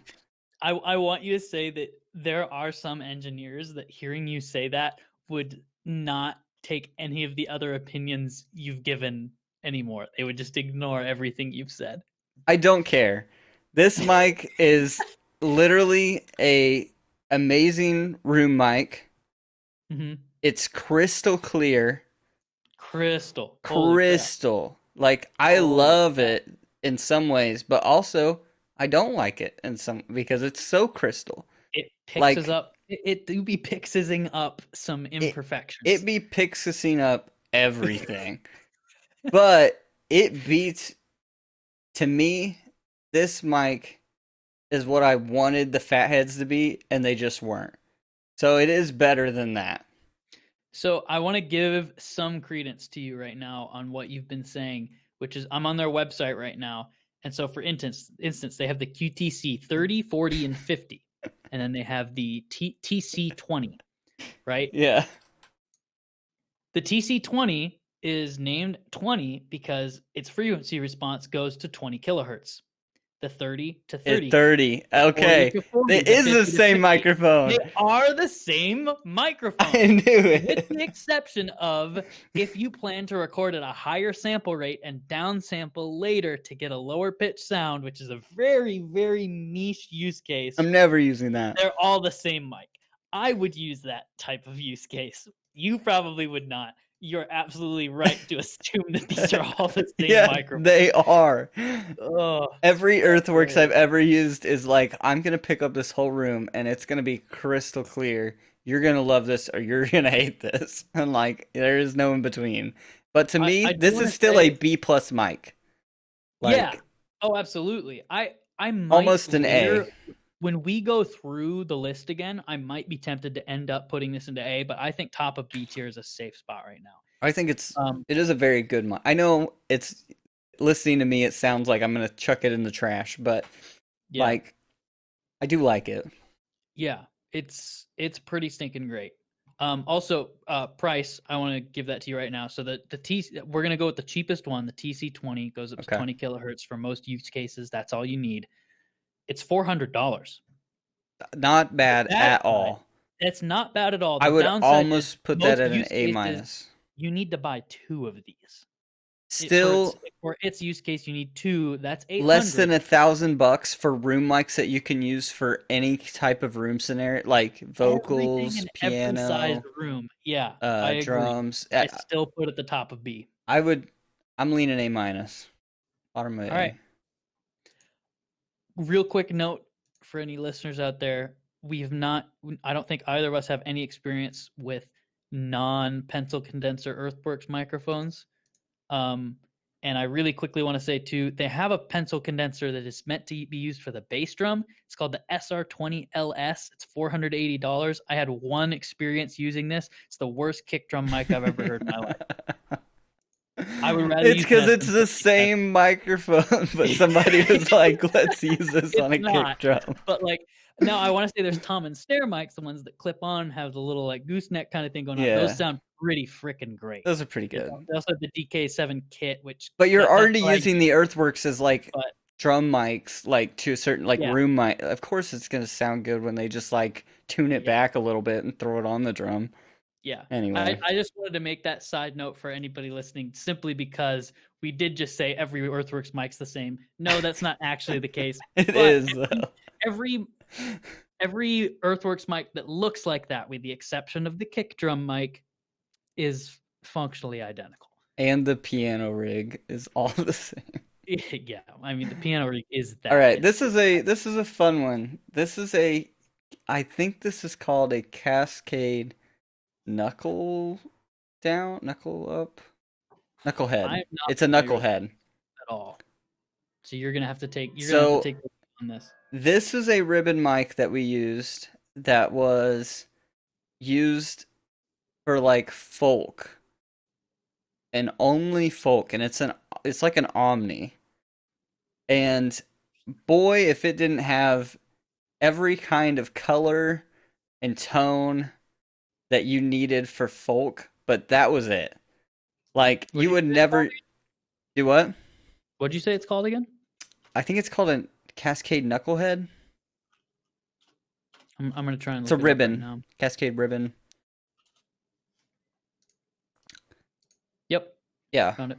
So we used this twice for two different acoustic sets, and this was the best sound I've ever heard from an acoustic set around like, and they were around one mic doing this thing, and I absolutely loved it. But there is no scenario where I'm ever going to use this other than in that scenario. But I loved it. So Hmm. it's the So one it's a very ribbon. specialized mic, is what you're saying. Yeah, it's a ribbon that's very, very specialized. But oh Price my gosh, it was so price good. right now. They have Uh, a stock transformer version and a Lundall transformer version. The stock costs 300. The Lundall costs 450. Yeah. So I think this is actually very, very nice for if you're going for acoustic covers of whatever with like multiple people singing harmonies with an acoustic guitar. This is the mic. Like How would it you say, if you use this? Would you say that the use cases for this are the same, better, or worse than the Fathead? better Okay, so I would say B, because based I on what you're think you would saying. do Better. acoustic stuff more. At least I would with Mhm. like well, I guess I'm working around like folk and worship artists and So acoustic so this stuff, is but this to me is what everybody who's trying to set themselves apart doing acoustic covers on YouTube should buy because they okay. all use other mics that are down here and Mhm. this is what they need. And Yeah. instead they buy this boy, the one that I'm jumping across. So I But want to make sure I'm tracking with you. Ukulele, mandolin, violin slash fiddle, any bowed instruments, yes. Any banjo, yes. upright bass or acoustic bass, This thing all of is that killer shit because shine. the ribbon works so well. And I've never heard the fathead, I guess, on any of that, but I would never think to use it on any of that either. I heard the Fathead on a cello. Um, sounded okay. Needed to get a little bit of high end from like a pencil condenser or some sort of condenser microphone to get a bit of high end But as well. to Blend, me, but this is the king of acoustic. This is like, yeah, yeah. So this is high B plus for me, if not A minus. But it's so specialized. You would never use it with like anything loud in the room ever. yeah, that makes sense. But that's a Sounds fun like one. something I would like to track shakers with too, without having to Yes. do EQ work. Well, you want a good room Yeah, too. yeah, Um, yeah, for sure. but it's You so always want a good room. nice because every other Omni I guess I've ever used has been crystal clear, like those Earthworks, and this Yeah. actually like gives it tone. So Hmm. it was like really cool. Okay, that is cool. But I'll let you Mhm. comment on this, the next one. This is the RE20. The RE20. So you can't, unfortunately, you can't really mention the RE20 without also mentioning the SM7 because I do they not are agree. They're the the reason I say that is because when people talk about high end broadcast microphones, these are the hmm two mics that they bring up. They're like, here are your two options. Are there more? I guess, but who's heard of them, right? These are True. the SM7 isn't the only one up there. These are the It's just broadcast kings. You would be yeah. correct. So here's I have a hard time talking about this without also talking about the SM7. I feel like I always have to defend it against the SM7 because most people like to forget the R20 in lieu of the SM7 Well, and say, "Oh, the SM7 is just better." just tell me what the RE20 is good at. Is So it? the RE20 is a great broadcast mic. I Yeah. would say it's not quite as versatile because I would say that it doesn't tend to sound as good on higher pitched or female vocals. I would True. say that its use case is much better suited towards a male voice. hmm Um, but it also sounds good on bass cabs and kick drum. I've used it for both. In fact, there are variants of the RE20 that have kick drum settings and that are meant to be used on kick. The RE20 was my choice for kick drum mic the entire time I had access to it, and that's the same time that I had access to an AKG D112 and a Sure. 52 or a Yeah. 52B, sure 52B. Yep. I had access to both of those. I chose the RE20 every time because I thought it sounded better. Um, I the ports are great. It's that's one of many reasons that it works well for kick. You just don't really get much bleed from it ever. That's why it's also good for broadcast. There is no bleed from other mics. I feel like with the SM7, the reason you don't get bleed from other mics is because the SM7 barely produces any output. And it's hardly going to pick up anything else other than what's right It's in front true. of it because that diaphragm just it doesn't want to budge. Um, I think dynamically the RE20 works a little bit better for that reason. Transient response is a little bit more, there's a little more energy behind it. Um, I don't know. I personally, it's either the very top of B tier or the very bottom of A tier. And the reason is because even though it is somewhat versatile, it's not the most versatile. It is versatile. I'll give it that. Here's my opinion. I hate this thing on kick drum. There's nothing that I would rather not put on a drum than other than a floor tom. I would put this on a floor tom. Mm-hmm. I would never put this on a kick drum. Every time Yeah. I've tried, I've hated it. It never really does what I want it to do, and I think it's because it's trying to give the kick drum too much tone or something. Mm. Like if it was like a jazz kick, maybe. Um, Yeah. but I do I like the did really jazz like tone. this on a cello and an organ, though. Mm-hmm. I loved it for that. I felt like that was what this thing was made for. And broadcast wise, I would say this is very strong. You're right. Yeah. So I would put this probably above or right. It's like right on top of this ribbon. Yeah. I don't know if I Would can I you put it say here. because the use, well, They're both very It I would specialized to say me, but because this is I like it on kick, I wanna put it above that ribbon, but if you don't like it on kick, absolutely, I could see how you would put it below. I'll put it above, but Here's the other thing because on a I wanna certain kick I would do it. On a jazz kick, I would probably try it. But yeah, let's talk about price super fast. RE20 only costs $450. mhm. I have the 320, which is the differences are so minuscule. I personally believe they are functionally the exact same microphone. It costs only $300, and I gain a setting for kick drum. That's pretty good. Um, I for for 300, excuse me, for $300, I very like, and I want an A tier. But I I would say that most people put the SM7 definitively above this. Um, and so I'm totally fine with conceding B tier to this mic. I say high B plus. It's very good. Yeah. Yep. The It is only very good. I just wish that it worked a little bit better with higher tones of things, because I feel like I wouldn't really use it on something that has a lead line necessarily that's like a higher part, whether that's female vocal, um, I feel violin, like this would whatever. make it, if I had to pick only 10 mics I could record with for the rest of my life. I feel like this would make my list, but I feel like it would probably not make yours until 20, maybe 25. Is that fair to Uh, say? yeah, maybe 13. I don't know. Yeah, It's just good. outside the It's 10. very good for what it does, but for me, it's Mhm. not enough to beat out some of these other mics. So, Yeah, that's fair. I didn't know how much experience you had with this. So this is a Bluebird. Bluebird. Bluebird or the Blue Spark? This is the Bluebird. I did not Bluebird. include the Blue I only have a Spark. little bit. I thought about mentioning it to you when we talked I about thought doing this this. would be interesting because I have never worked with this mic. I've only heard it have been used through recordings that other people have done, Mhm. and I like it. Yeah. So the Bluebird and the Spark are very similar. The Spark is $100 less. Hmm.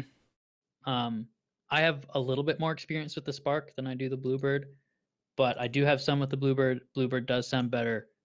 It also has a high pass and a pad built in. I don't think the Spark has that. That might be the main difference, to be honest. But um, I'd say I would place it strong. Like this is a strong B microphone. Like it is. this is something that I would tell somebody if they wanted to bump up the quality of their at-home recording. It's Mhm. an option, you Yeah, know. I would say this is a direct upgrade to the 2020, and it adds versatility as well. Yeah, that's true. But Um, here's the real kicker. Does mhm. it beat out this boy? Which boy? This The is the SM7? No, SM7. the SM7 costs what? 700?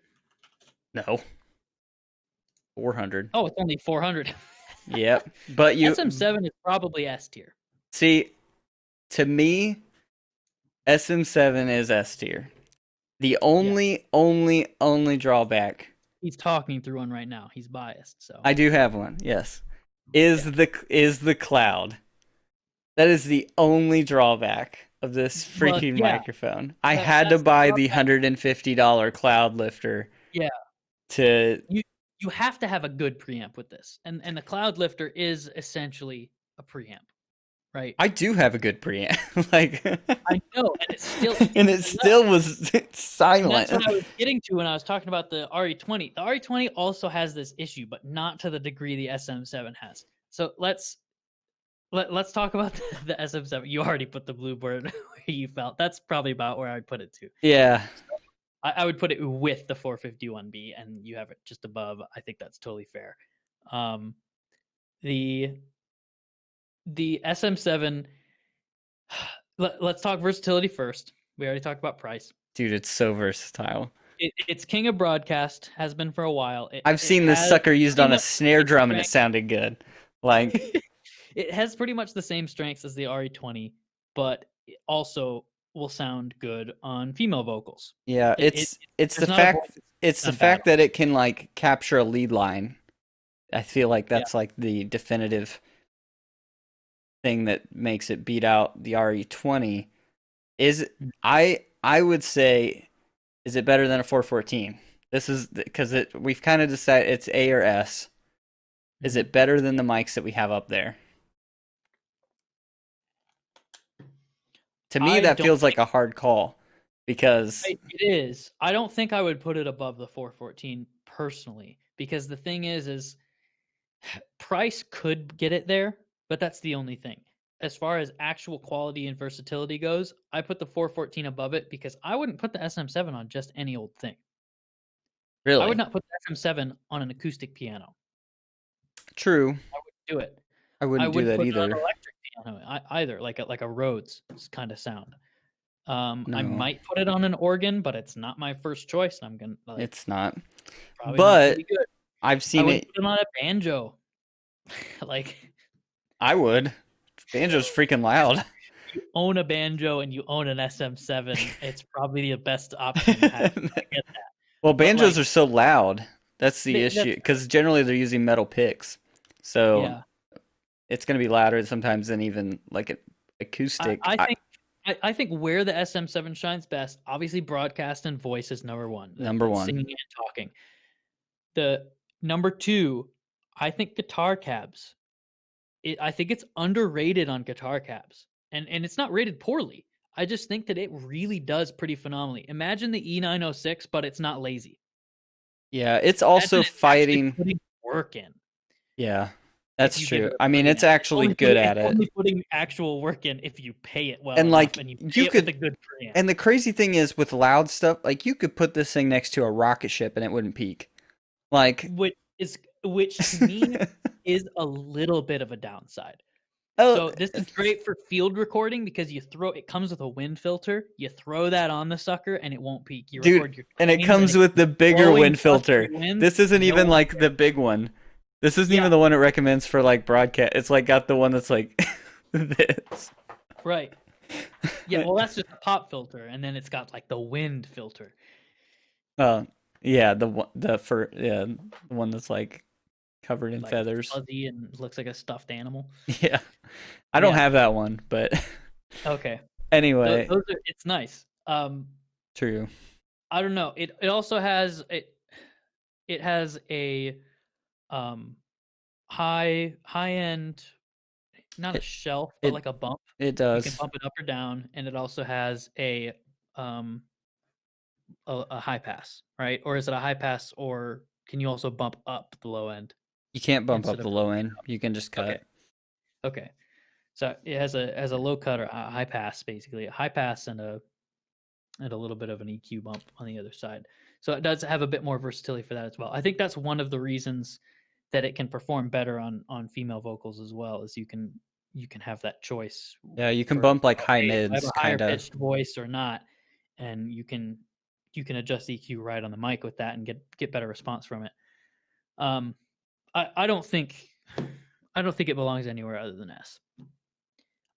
For all of my personal broadcast use cases, I've wanted an RE20 for most of the stuff, but I still would put the RE20 below it simply because of the things we've talked about with the SM7. Yeah, because I feel like I would also. I mean, the SM7 is so strong at broadcast that, and so strong at vocal, just all around the board that it's used so much. Here's one thing I want to say about it though that makes me kind of want to put it in A. The one thing that makes me want to put it in A. The price is probably making up for it and keeping it in S.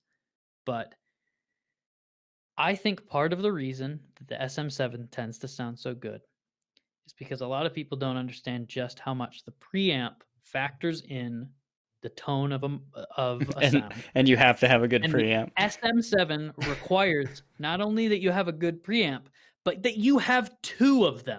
Yeah, You have two preamps. it's true. You have to put this through a channel strip. Like if you put this through a channel strip and you just compress it to try and get more signal, it sounds bad. And not just necessarily Yeah, because it's compressed, but also because it's not the best thing.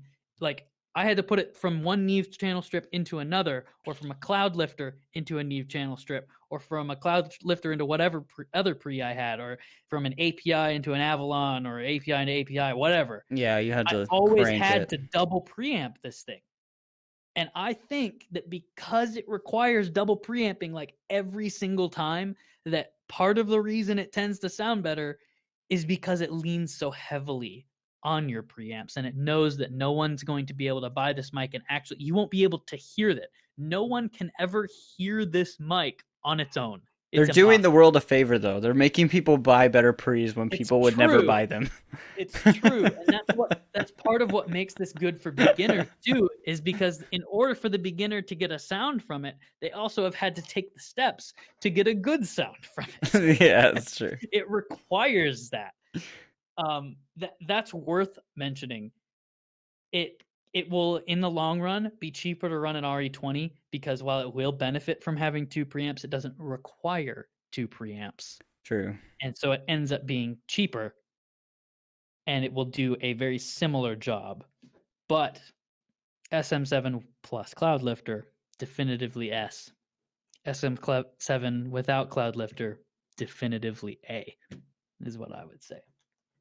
But it won't ever really be without a Cloud Lifter. It's never, yeah. It never will be. It sells We as a spent bundle. enough time on it.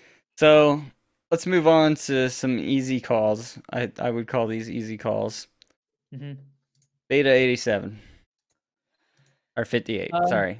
No, is this 87? No, it's Beta 58, sorry. 58. It's a 58, which is the same as a 57. I think don't even rank it. Just rank the 57, people will know. No, because to me... The 58 is the 57 with a pop filter. No, this is a Beta 58. That's not a Beta.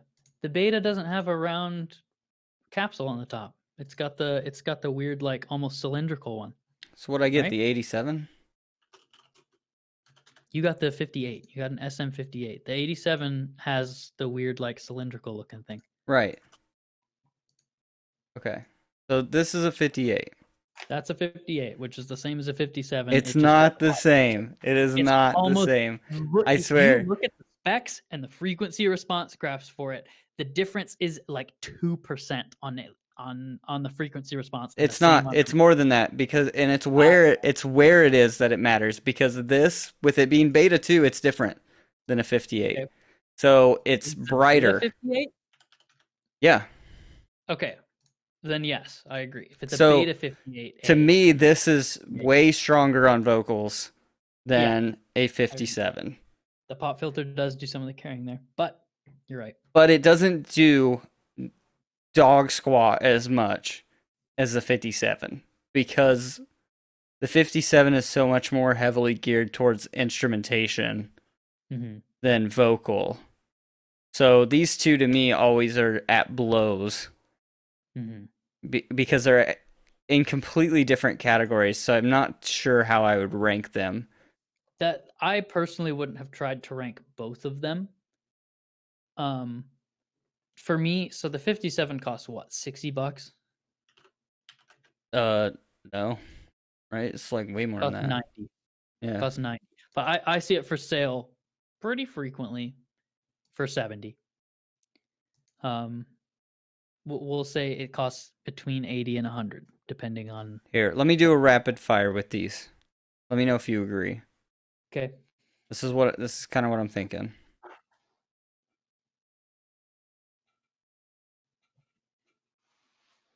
Is that it? That's not very rapid. This is it. Okay, now there it is. Okay. What do you think about that? I think the 57 is above the Earthworks. Seriously? Price difference and versatility alone put it above that. Do I think quality it's above? No. I think the quality sound of the Earthworks, you can't, it's not going to beat that. I don't think anybody would tell you that. But the price of the 58 too makes me feel like it'd be like I think that's fair. Oh. Yeah, I think that's fair. I don't know if that's as much fair. Just because, really? Yeah, just because the 58... So okay, that Earthworks mic I would use in every room as a room mic. True. No matter what I'm recording and what room it is. The 58 I would not use for every vocalist. Studio, yes. I keep thinking my live side keeps showing. If it's studio, this is what I do. It's back below the RE20. Below the RE20 for sure. Yeah. That is exactly probably where I would have put them. You could maybe convince me the SM57 is below that, just below the SM7 and S tier, simply for price, versatility, and also, I know it's kind of cliche, everyone has to mention it. It is worth at least mentioning for anyone who's watching this who somehow doesn't know this. The SM57 can be dropped, beat up, thrown into a river, taken back out, drying off, used as a hammer, and put back on the mic stand. It's going to sound the same. It That's will. worth something. That is worth It's something. It's worth going to a last you your lot, whole life. actually. It's going to last you your entire life. To pair that with also, okay, I can put this on. Let's go for a ride. I can put this on vocals, guitar cab, bass cab, acoustic guitar, piano, organ, True. string instruments, whether that's bowed, picked, plucked, or strummed, horns, woodwinds, you name it. This thing can go on them, and it will do at least okay. Most of the things I mentioned, I would prefer to blend this. Most of the things I mentioned, Yeah. but the But fact that it can be put on all of those is huge.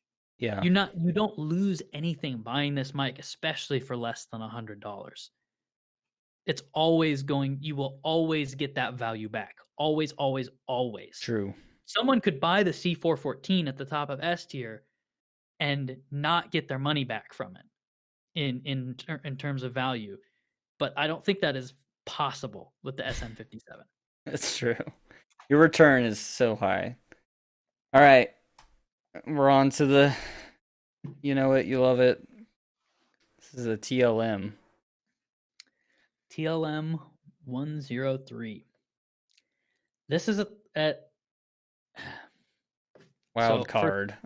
first I'm gonna pick up the price on this guy. It's For one high. reason. It's like It's high. $1,000. This is the second most expensive mic on our list right now, coming in at $1,300. Actually, no, it's the most expensive. I think the it is. 414 is It only was 11. $1,100. Yeah. Yeah, I keep thinking it's 14 because it used to be 14. At least the C414 XL2 was.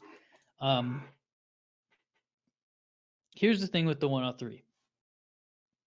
This and another mic on this list, also made by Neumann that I will not name yet, both tend to get a reputation for being a fairly versatile mic that specifically shines on vocals, that is that should be in every professional studio, yada yada. Put it on everything. It applies to most genres. Blah blah blah. Yeah. I've used this mic. I tried to use it many, many times. I did too. I want to say the one thing that no one will ever be able to convince me of, that unconvince me of, is that this mic can possibly be used on anything but the warmest of analog preamps. If you don't have, Yeah, that was the conclusion I came to. yeah, I feel like if you don't have a high dollar analog pre, and when I say high dollar, I'm saying more expensive than this microphone analog preamp, you don't have a use case for this microphone, especially at its price range. So we used this once. We had a set of them. Yep. It was for choir with a full band on stage. This was very good. I will say that because the choir could cut. Was that for the Messiah? No. This was after school. So that was the only time, and the crazy thing is I think you could get the same effect with a hyper. Do what? Pair of mic tech C7s. Yeah, a pair of shotgun mics. I feel like would totally do this, but at least with what we were working with, which was PA full band, this worked better than the 414s that they tried before. That's interesting to me. I wouldn't guess that, but it doesn't super surprise me. I mean, you're talking mostly female vocals. You're talking room full of everything going on. we were able to EQ it in a way Were to you where they were good. was this for broadcast Nope. or They had them in the room too. They could this get them was in the a room. okay, so you were pumping it back into the live venue. Yeah, you could get it in the room. Yeah. Okay. I could see how it would work in the room. That doesn't surprise me at all, simply because the low end and the mids are going to push in that room anyways, and it's going to be supplementing that live sound. That I absolutely see how this could work. My for this is a large diaphragm condenser microphone. Yeah. And for anyone who listens to this that doesn't know what that means, what typically a large diaphragm condenser is going to sound a bit warmer and have a bit more of a full sound than a small diaphragm, something like a pencil condenser would, or those earthworks we were talking about. The 103 is one of the brightest condenser mics I have ever used in my life, It is the brightest if I think not I've the used. brightest. Yeah, I would say that too. It is the brightest. The earthworks maybe comes close, but the earthworks is clear. The Yeah. 103 does not have the clarity that the earthworks does. Does not. Um, and I think some of the clarity that the earthworks gets, to be fair, comes from the fact that it's omnidirectional. By nature, it's going to sound a little bit more natural and clear, and get a bit. It's going to be a little easier for your ears to parse that high end. But yeah, I just But man, where would you put it with these other mics? That's the real question. it cannot go without saying that this mic is the most expensive thing on our list so far, and we've had some expensive freaking mics on this list so far. It's true. It does not belong anywhere higher than B. I'll say that. I feel bad putting it below B though. Like I do too, and only because if you put it if you put it in C, you're going, oh yeah, the TLM 103 is about the same as a fat head and a 20, it's not at and it's all. not. It's It's not. still better than that. Like, but try For a to. studio tier list, no, it's better than that. I would definitively put it below the Blue Spark. What? Every time that I have wanted to use a Dang. condenser mic, 9 of the 10 times I would have much preferred the Spark over the 103 Oh my sound, and god. that's with analog pre's. That's with Neve preamps. Yeah, I still think that Neve was like kind of wonky because I wish we had a better analog board to try. Yeah, Like, I agree. I did know the Neve better than most of the people at the school while we were there, if not all of them, yeah. by the time I did have it Is learned. it better than the 451? But Let's see. I liked the 451, I think, more, I do too. which is crazy. Yeah. I put it currently at the bottom of our But B tier. the gap The price is between, the main reason for one of the main yeah, I reasons. guess the gap is so large for me between where it's at in B and the fathead. Like, Yeah. Yeah, that's true. so I I just really, really want to stress price, you yeah. there the price isn't just the mic. The mic costs $1,300, and then it costs another $20,000 for you to get a board that can run it well. It's true. All And that right, sucks. That sucks. let's move into these. What is this one? Oh, this is K2. Yep. Good old K2. Just want to send home again for any of the haters that for the down payment of a house, that's how much it takes for me to run the 103 effectively. Anyhow, moving on. The K2. Hey, 2. So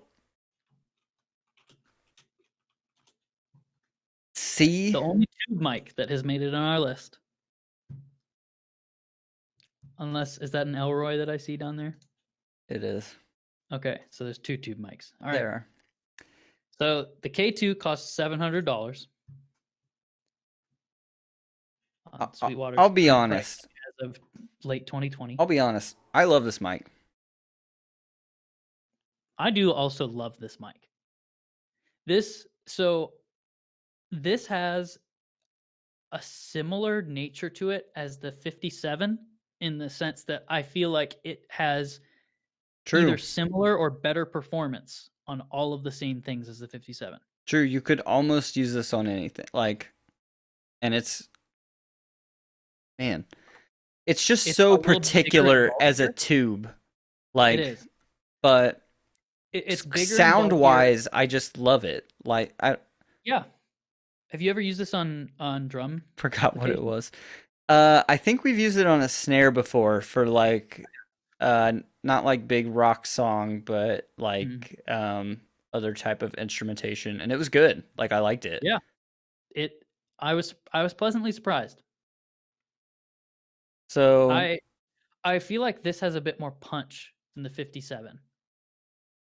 Is that fair on to say? toms. Uh, sorry. Oh, Logan in the chat said, Yeah. I could see it being used on low toms. Maybe on like a set of toms away from a drum kit. I would never like I put can it on never the toms picture on a myself drum putting like kit buying 3 K2s and to putting put one them on on top. toms. I don't see that happening. But I could see myself putting it on low tom Logan's and putting something loaded. a He's little more standard on stacking the his toms. Oh man. Vandes. Okay. Um, let's see. To me, the price, this mic, it is S tier. Like Really? That's I interesting. I would say S or A plus. I think it beats the 57. I'll be I honest. probably would have tied it with our Earthworks. With a studio setting, I cannot think of a studio that I would have without a K2. I, Like I I will admit I don't think I think about the K2 as much as I should. I think the K2 should be on my radar for something I purchase eventually, and honestly, it hasn't been. But thinking about it right now, looking at it with these other mics, I think does deserve to have its place on my radar as something that I purchase it's at some point. versatile, it's such a solid vocal. It's a It tube is. which makes, gives it color, It's changes it soft up a stuff. bit. Hmm. Um yeah, I just think we're It, just, it is a direct upgrade to a 57 for everything other than but like it portability and using it as a hammer, but yeah. it also does a bit more too Yeah, that's than what the 57 doesn't. I think it's S tier. I think it's All S. right, I I don't would personally put it A. Excuse me, I've got the hiccups for some reason. I think I'm talking too much. This is like my favorite mics, so this is like hard to like weigh the distribution Oh, appropriately. sure, sure, So sure. it's like weird. Yeah, Um, let's move on. yeah. This is the U87. Well, real quick, actually, I just thought of one question as far as the K2 goes. Yeah, Where so I compared it to the 57 a I'm bit. just How do kidding. you I'm moving it compare to it A plus. to the K2? Yeah, we got two more mics Okay. here. I Okay. started looking at the other mics and I'm like, Yeah, that's fair. So, okay. So the K2, how do you think it compares to the 414? the 414. Yes. The Uh, AKG 414 XL2 to be specific. they're different sides of the same coin. Like, Okay. because the K2 is just a mellow 414, Yeah. and I would I agree. It has the same exact use cases as the 414. the same exact, It's like I would just use it. it's just when you want a bit warmer of a tone instead of a bit clearer of a tone. Yeah, That's totally 100% it. Except it costs 700 instead of 1100 as well. true. It is a better That's a price. big deal. And if you're not like a lot of places and you don't have crazy expensive nice analog pre's, you'll want the K2 instead of the 414 anyways. Does it Uh, have the polar patterns and the bells and whistles? No. I don't Do know. you need those as much? No. I just wouldn't always rock a K2. Like I like the Yeah, not K2 a always, lot, but but you could. yeah, You could always rock it.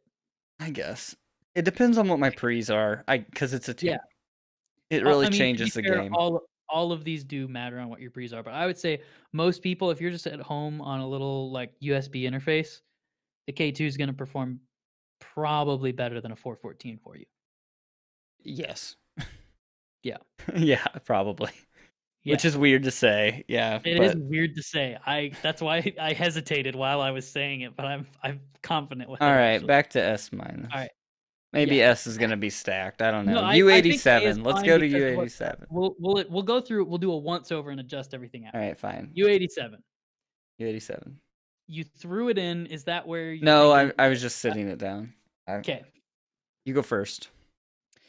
U87, I think, suffers all the same problems as the Neumann TLM 103, just not as much. But it's better. Yep. Not as bad.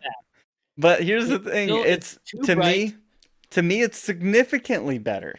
Like I would put it at 1.5 times better than the 103, it's a lot. which I think puts it in A tier. Yeah, I think I think it puts it at. but then I'm looking at an Earthworks and I'm like, no, Here's this something I want to point out right now. the price. Yeah, I I'm know. looking it up right now. I know. Oh, oh, oh. Okay. There's two different ones. Looking at these two, they're like they're identical. I Yeah. don't know why these two. One of them comes with a wooden storage box, I guess. Here's the deal: $3,200 for the cheapest model. I was gonna say this mic is 3,600 nice. Canadian. Like you know it's nice. I Like I it think sounds so nice. horrendously Like overrated. Horrendously seriously. overrated. Yes. That here's what I want to ask you. If you had the choice between a U87 and a C414, blind of your preamp and the talent that you're recording for vocals, which do you pick? For vocals, I would pick U87. Really? I would. Man, I'm 414 all the way. I'm also a little bit biased towards AKG. I But I love I love the 414 and I think it's a great pick, but I think vocals U87 beats. I mean, it wins vocals for me. I It I and I'm I know you got to be a little particular with it because I think if you stuck it on a Behringer X32, it's gonna sound like dog. it's gonna sound like trash. I But would prefer an SM57, a if you put that thing $90 on an microphone. Avalon, you know, and then run it, It would sound decidedly better, it's gonna obviously. sound so much better. Yeah, like, and I My think, I think for female vocals, there's not a ton of better options on here. I mean, K2's great, obviously. SM7's SM7. great, but for like that crystal clear, yeah, Logan's saying it, Mandy, like, or somebody that's like, Yeah. delivering crystal clear sounds. This thing It is will the take studio some option, but it is pricey. I mean, it's pricey it's as heck. crazy pricey. It suffers the same issue as the 103 where I also feel like I might need a $20,000 preamp in order to run it well. No, obviously that's a little bit of exaggeration. But I feel like I it don't would know. I cost felt me like at it least worked for me. $5,000 to get this thing running the way it's supposed to get it running to its top-notch stuff. Whereas I feel like if I took the C414 and plugged it into a USB interface, I'd be most of the way there. I guess I'm not really ruling in favor of a USB interface when I'm talking studio. No, Like, I know. I'm being a little bit extreme, but I'm doing that to drive the point home that the U87 isn't just an investment on its own. It's an investment in the whole it's an studio. upgrade. Yeah, like it's a And it's in game. it's a bit of a status symbol where like if you are a recording studio and you have a U87 and you're able to leverage it and use it on your recordings, that is kind of a marker to say, okay, this is high professional or top professional level stuff that we're working with here. But I personally don't think I will ever purchase one, even if I have the money to throw around. And the reason is because I don't think it's versatile enough at its price range, A. And B, the use cases we've talked about, I feel like there are other mics that get at least 90% of the performance the U87 is going to get, and for less than half the money. In most cases, less than a quarter the money. Yeah, I just think it's it's a great option for like your lead flagship vocal. Like if I'm recording, if Disney comes to me and says, "Hey, we're making a new movie about a Disney princess and we need you to Mhm. record the vocal." Mhm. What are you going to pick? I'm What like am I going to pick? I'm probably going to pick the U87.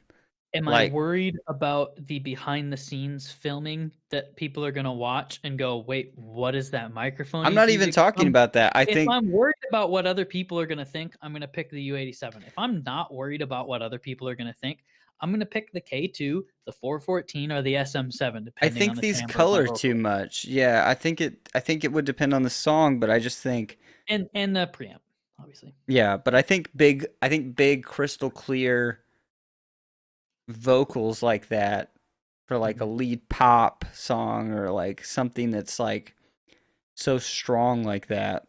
I feel like the U87 is like, yeah, I'd have to like rent one of these cuz these things are going to like they've got I don't know. too I feel like a much limiting 414 factor. through any decent preamp with a little bit of a sonic exciter on there as well, a bit of compression and a little bit of an exciter. Hey, this isn't the plug-in tier list. Okay, this is the I mic know. tier list. But I'm not. maybe Maybe, we, maybe we need to do a preamp tier maybe list. I have the physical vitalizer, right? The physical unit. Okay, I'm not Okay, gonna all start right, talking plugins. all Maybe right, I have a UBK Clariphonic. You don't know me, maybe you're intimidating me. but like, All right, I, I, I are you personally okay with where it's can't. at, or do you want it lower? Where do you have it? That's, I think, fine. Middle I of think A. that's It's lower totally than a fine. 57. Like, And that's, I could see it being even or above the 57 on the mic tier list. oh, okay. Because I mean, Yeah, at the end of the day, it's a flagship vocal mic. Like, it is. I just really want to stress with anyone listening to this I'm not that throwing it top of S tier, if you right? had to pick, like if you're like, oh, I could get any mic for free, this isn't the one I would pick. It's true. This isn't. This is not just the This is the best one I would microphone. pick, the one I'm using. And here's the other thing: could you use this on something else other than vocals? Yes. Would you ever consider using it on something other than vocals? No. And it's because No, if I have access to this microphone, I'm in a situation where I have access to all of these other microphones. true, Guaranteed.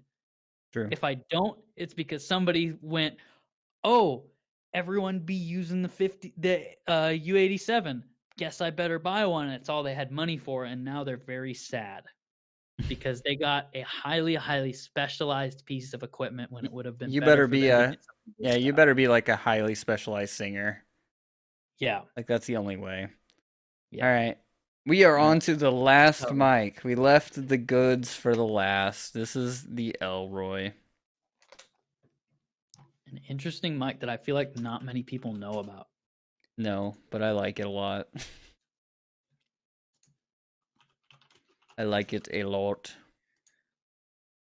So, here's an interesting thing: the Elroy not available on Sweetwater. They If stopped selling to it.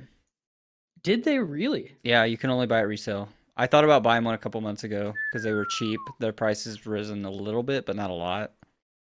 Yeah, I'm seeing 300 right now in the first link I saw. Well, oh, that's MSRP. I don't know if it's actually going for that. Yeah. Um, so direct upgrade from the Fathead, absolutely. Like, Okay, let's be honest. blows it out of the water. Bop's Fathead, Yeah, Bop's TLM 103, bops it, 451 Bops it. bops. It's making it in the range of these like niche vocal mics, right? Yeah, but it And also is a little more versatile in the sense that the K2 the is. crazy thing is, I feel like it kind of bops these two. Yeah. Like for me, it was so solid. Mm-hmm. I really loved it. Logan's getting ahead of himself. He needs to calm down. Uh, we're not even there yet. We're moving up the tier list from the Yeah, bottom, come Logan. on, Logan, get with the game. I personally, I just want to say right now, I love that the 906 is an F tier and we have nothing in D. I It skipped the tier, know. it skipped all the way to the bottom. That's hilarious I to me. know. I love that. Um, I added the let F me pull tier it up when I again. was making the Yeah, list for something like that. that's so funny. All right. Okay, when Earthworks. I look up I Cascade Elroy on Reverb, I get nothing. When I search just Elroy, I get one thing. But for some reason, when I Google it, I get a list. Oh, sold out. It Yep, seems like they've been going for around 300, but they're in high demand. they All are. right, continue. Earthworks. I feel like now we have reached a form of competitor. Um, Yeah, it starts to compete it on does. this A tier level with these things, which means it's got high verse, it's got a good specialization. The price, I think it's good. It's hmm the so price is phenomenal. 300. I mean, even here's the thing. I was surprised to see 300. I expected this to be a $700 microphone. I expected it to cost similar to the K2. so here now let's work down from I kind of know where we're sitting at, Yeah, but let's we work can go down with from at the least eight. top. I kind of want to work the other way down so we can like find the Yeah, yeah, middle ground. sure. So Logan again ahead of himself, but we're gonna talk about it.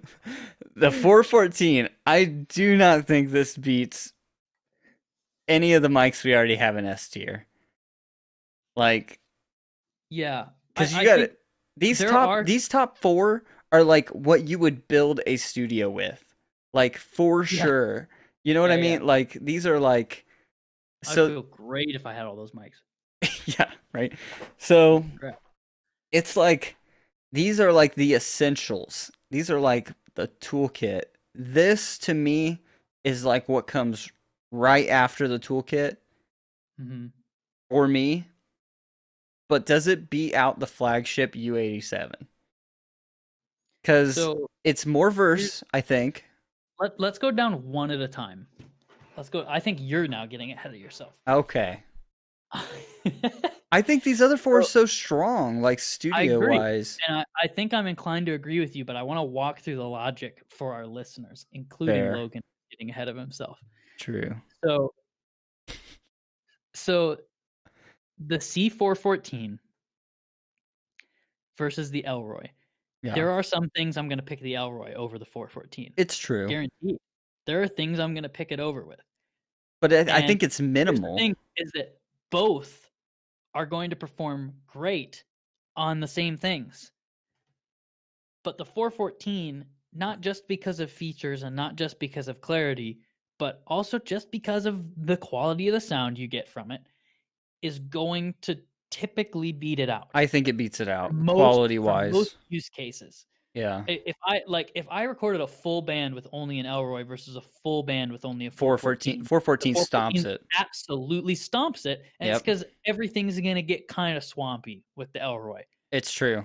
Um, I but don't know how I feel about some of the mids with the Elroy. I'll be honest. yeah, I'll be honest about that too. But it's those mids that would make me pick it over the 414 in some use cases. True. The SM7, where if I had to compare the SM7 and the Elroy next to each other, I would say SM7 weak, not in a bad way, Elroy strong. Does that make sense? Just in like an abstract sense. I don't think so. I mean, the SM7 has like such a proven vocal track record. It does. I don't think I'm the not Elroy saying. can I think really. weak and strong probably were not the words I should have used I to think it's communicate closer the than idea. that, but I It think is. I I want to say where the SM7 is weak, the Elroy is strong. Is that fair? yeah, that's fair. So where like the SM7 is going to give me weak sauce mids, the Elroy is going to give me beefed up nice mids that I like. Yeah, But I often want mids to back the frick off because they're very present in most things I'm I was gonna recording. say naturally I lean towards the SM7 Yeah. because of the lower mids. Yes. I So agree with that. But you don't always want that. Far from it. You definitely don't always want that, and that's why Elroy starts to take it in a little bit. I get to the K2, things are starting to close in, right? Both are tube mics. Yeah. They share tons of use cases. Where the Elroy really beats out the K2 is that not only is it sometimes going to be better, but it's also going to cost half the money. Not quite anymore. If they were both still available new all the time, pretty much half the money. And for that reason, I would recommend the Elroy to just about anybody. Because of its availability, it goes below the K2. And now we get to the 57, which you currently have right below it. You want to talk about availability? The SM7 is king of availability, and the Elroy is currently unavailable. Are you still there? It's pretty quiet. Yeah, I'm just thinking hard. You're just thinking hard. The 57, the It's so 57 hard now. is just like, it's just everything in a studio, like to anything you want it to be. So I feel like really where I lean towards mixing is like the K2. Do I really think the Elroy is better than the K2? I don't know that I do. I don't know that I do either. I'm really Especially confused. because I can't buy it whenever I want. I have to That's do not all this even it. work I'm to just saying find it. sound quality. Like, Yeah, I honestly think, thinking back on it, I think the K2 is clearer. Like, and I like that. it is. But the I agree with that. Elroy has good tone, but Yeah, the K2 has tone. So I'm not really like, yeah, yeah. yeah. They have different strengths, but I think here's okay. We're on Twitch, so I'm going to use this analogy. This We have entire list is about to lose all credibility to me, Logan. here's all right. Here's why I think Logan and I are different. I consider the K2 to be the Pablo Sanchez of studio recording mics. Have you ever played the backyard sports games on PC? The really old like backyard hockey, backyard baseball. No, but isn't he the one that's like OP or whatever? I don't remember. He is the highest stat total, but he's Yeah. not maxed in anything. Okay. Right? So like there are people who they've got like 5 stars in speed, 4 stars in power, but only like 2 stars in mobility or something like that. Yeah. Pablo Sanchez has 4 in all of them. True. That's what I think. The That's K2 where is the just so K2 is, strong. Yeah. right? And It's here's the so thing: strong. The Elroy is 4 stars in 2 of them, and only 3 in the next one. Yeah, You know that's what I what I'm mean? feeling. Yeah. That's how the Elroy feels to me. I want to say that doesn't. It's not a perfect metaphor because I'm not gonna pick the K2 every time. I'm not gonna. I would pick Pablo Sanchez every time over somebody else who's a 4-3-4 split, but I would not necessarily pick the K2 every time over the Elroy, True. but close to it. Yeah, it's close to it. If you were gonna say pick one, they're both free. I'm picking the K2. Yeah. Um, Yeah. That to me that's it. It's like yeah, this is that's the it. list. Like if somebody came up to me and said, "You can have any of these mics for free and you can't resell them." Like Yeah, you can't like the No, U87. here's where we get to another thing. If somebody handed you an Elroy and a 57 and they said, pick one, they're both free, you'd pick the Elroy every time. I don't know. I don't have a 57 right now. That's incredibly amazing to me. That's almost a cardinal sin. But I don't know. Like, you would pick that because you know it's more expensive and it's harder to get a hold of and yada yada. It's not Probably, but I'm thinking entirely a fair comparison. essentials for recording something. If I don't have any of these mics, I probably would pick a 57. Like I'm just thinking like What about the one from Kenny? What is he talking about? oh yeah, I have that one, but I don't count that one. Okay, he does have a 50. I knew he had a 57. It's buried somewhere. I knew it was buried somewhere by the bottom of his tool bag. I borrowed one from Right Kenny. next to the wire strippers, the flathead screwdriver, and the hammer. So I just feel like versatility wise, the 57 is just so strong. Like I'd use It it is. on every drum on my drum kit. Like, Yeah. you know what I mean? It mics the whole freaking Indispensable. Why thing. not? Yeah, and you could use it as a vocal, like at least background vocals. I'd feel comfortable doing that.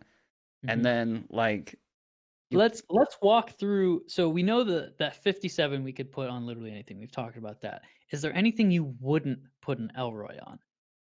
yeah, I drums, Yeah, like, I drums is the first thing that comes to mind. So like the K2, you were like surprisingly decent on a snare, maybe oh because yeah, that's more true, tom. Let's true, continue. The true. Elroy, I'm like, I wouldn't. There's maybe in theory it would work on a snare, but why would I ever do that? I would never really do that. I would never really do it on a tom either. I don't think it will get me what I want. No. Maybe overheads, not rooms. Yeah, Maybe. it would Um, definitely not be my first choice. I think there's cheaper, better options. there's way better But options on this list, but yeah, for it, sure. it's like There's way better options in the lower tiers that are also more expensive. also And just that's where the Elroy goes below the 57 for me. yep. Yep. I think ladies and gentlemen, I think this is it. I think this is the it's taken us an hour and a half. No, how long's it been? It's Oh, been it a has little less been. than that. It's been a little less than that, but yeah. It's Logan here wanted it to be above. Logan thinks Elroy top of S tier. Put it on everything. Put it on everything first. Sell the other mics to buy an Elroy. Sell your SM7 and your 414. Buy an Elroy. Buy two Elroys with that if money. I don't have 8 Elroys I, by sunrise. I personally cannot get behind his mantra. However, I do want to say that I respect it. I I do. do want to say that I respect that. Like the passion. It's just not correct. It's just factually incorrect and nothing that I could conscionably sell to my viewers. True. We only spread big facts here. Yeah, that's true. Big Big facts facts about money. mics. Yeah. All right. I'm going to You gonna wrap it? You don't want to do a quick run through? I'm gonna do a snip Okay. in the this I is feel the pretty two good of about us. this I tier list. do. I don't think I'm gonna change anything. I think we've summed it all up. I'm looking through it right now, trying to decide if I want to change anything. The thing that keeps catching my eyes the most of something I might change is either maybe the 906 goes to D tier instead of F. It feels kind of bad putting a whole tier below it, but at the same time, I'm like, Studio, no. studio, studio, studio. Studio. Okay, studio. Yeah, True. studio. Okay, yeah. If this was all, yeah, it would be D instead. Maybe even bottom of C tier. But the other thing that is coming up, I just want to mention, see how you're feeling about it. The 103 sitting at the very bottom of B tier does stick out to me a little bit. I don't know if that's because it's the picture you have is so zoomed in and it takes so much of that box. I don't know if it's because people would think that we are I think idiots for putting it there. I think people would, but I don't really care because I think we described it appropriately for the Yeah. price, for what it does, for the down payment you need on the other gear to Yeah. like get the sound that everyone loves. Yeah. It's not up there. Now, if I Yeah. walked into a studio and they were fully geared, I'd probably be more likely to have this thing in mid A. Yeah. I would agree with that. I'd probably put it right at the same as the Earthworks. Right next to the U87 is where I'd put it. You know? Yeah. Um I'd probably put it below. I would just basically it's hey, the 103 gets used on the male vocalists and the U87 gets put on the female vocalists. Yep, that's Bada a good bing, call. bada boom. I have a $80,000 Neve board, And if I I've can got do what those I kind want. of pre's, I'm sorry, Logan, I'm not using the Elroy. I'm using the U87 and the 103. I I'm like the not out of Elroy. principle. Logan, I'm with you on that one. I'm using the Elroy instead. I start Heck the ditching these U87. mics below $1,000. I don't need them.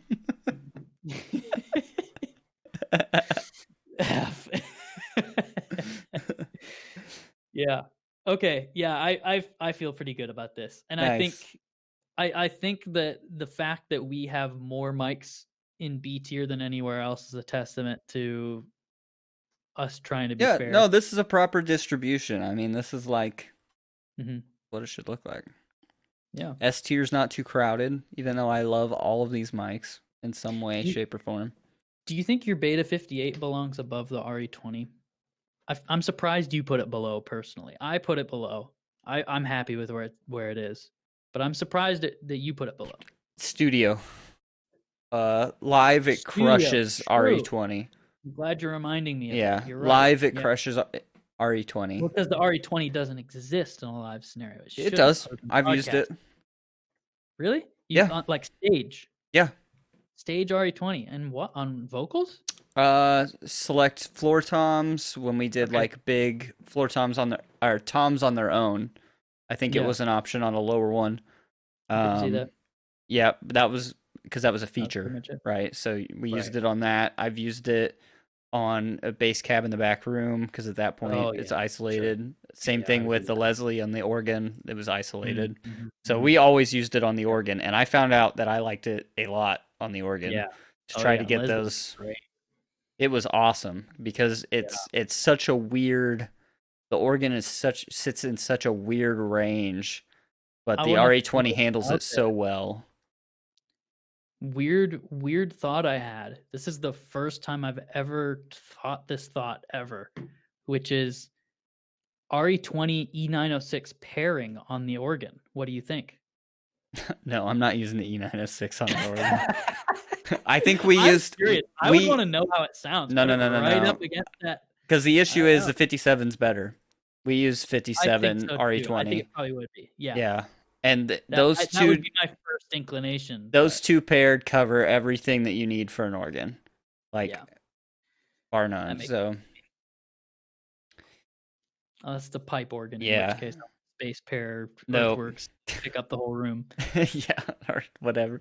Fatheads, maybe. You At could that have. point, you don't need it. It's pipes, dude. I It's prefer like Elroy's honestly for that too. Yeah, I think at one point somebody was like, "Let's use the 414 on the Leslie," and I was like, it would work. "It But I would say that works, about but literally like." anything else. Let's use the 414 on a ring stick. Yeah, okay. But Like, I mean, would I use hell it no. over a 57 and an RE20 on like No. an amp No. like that? Like, you know what I mean? I was Yeah, like, having that versatility to blend the two is better than what the 414 would do on its own. exactly. That was my thought. So, All right, we're talking about live now. Ship the list. Ship the tier list. dude, live is a whole nother. That's episode whatever. That's a different episode. I think we got to wrap this one up. I It's agree. getting a little late. It is. So, Just gotta take out the trash. It's garbage day here. garbage day. Every day is garbage day. I know he got a picture of the 58. He meant to put a beta in, so that's why we've been treating it as a beta. What are you talking about? Also not a beta? Yeah, the picture you have is just of an SM58. What? Or no, sorry, Logan, you're thinking of the beta 87, right? Yeah. It's called. I was the same. I had the same problem. I didn't know this, Logan. There is a beta 58. Look, I'm on Sure's website. This is Yeah. the beta 58A. Yeah. Don't challenge me. It's pretty heckin' expensive, It, but it is, but it's so big sound, full sound, it is. sophisticated sound. Does this do sound? Do you think? Do you think Is your mic living up to the power of your vocal? Man, I'm just waiting for it to hit full release. It's been stuck in beta for years. Stop. It only has 18 reviews. Should I write a review? You could say you're more than qualified to. Oh But then you'd be no. like, send us the serial number for the microphone. Oh, their website doesn't even work. All right. All Shure mics are now D tier. Bad website tier. All right. I think that wraps it up for the first episode of the Signal Chain podcast with Melodywarp.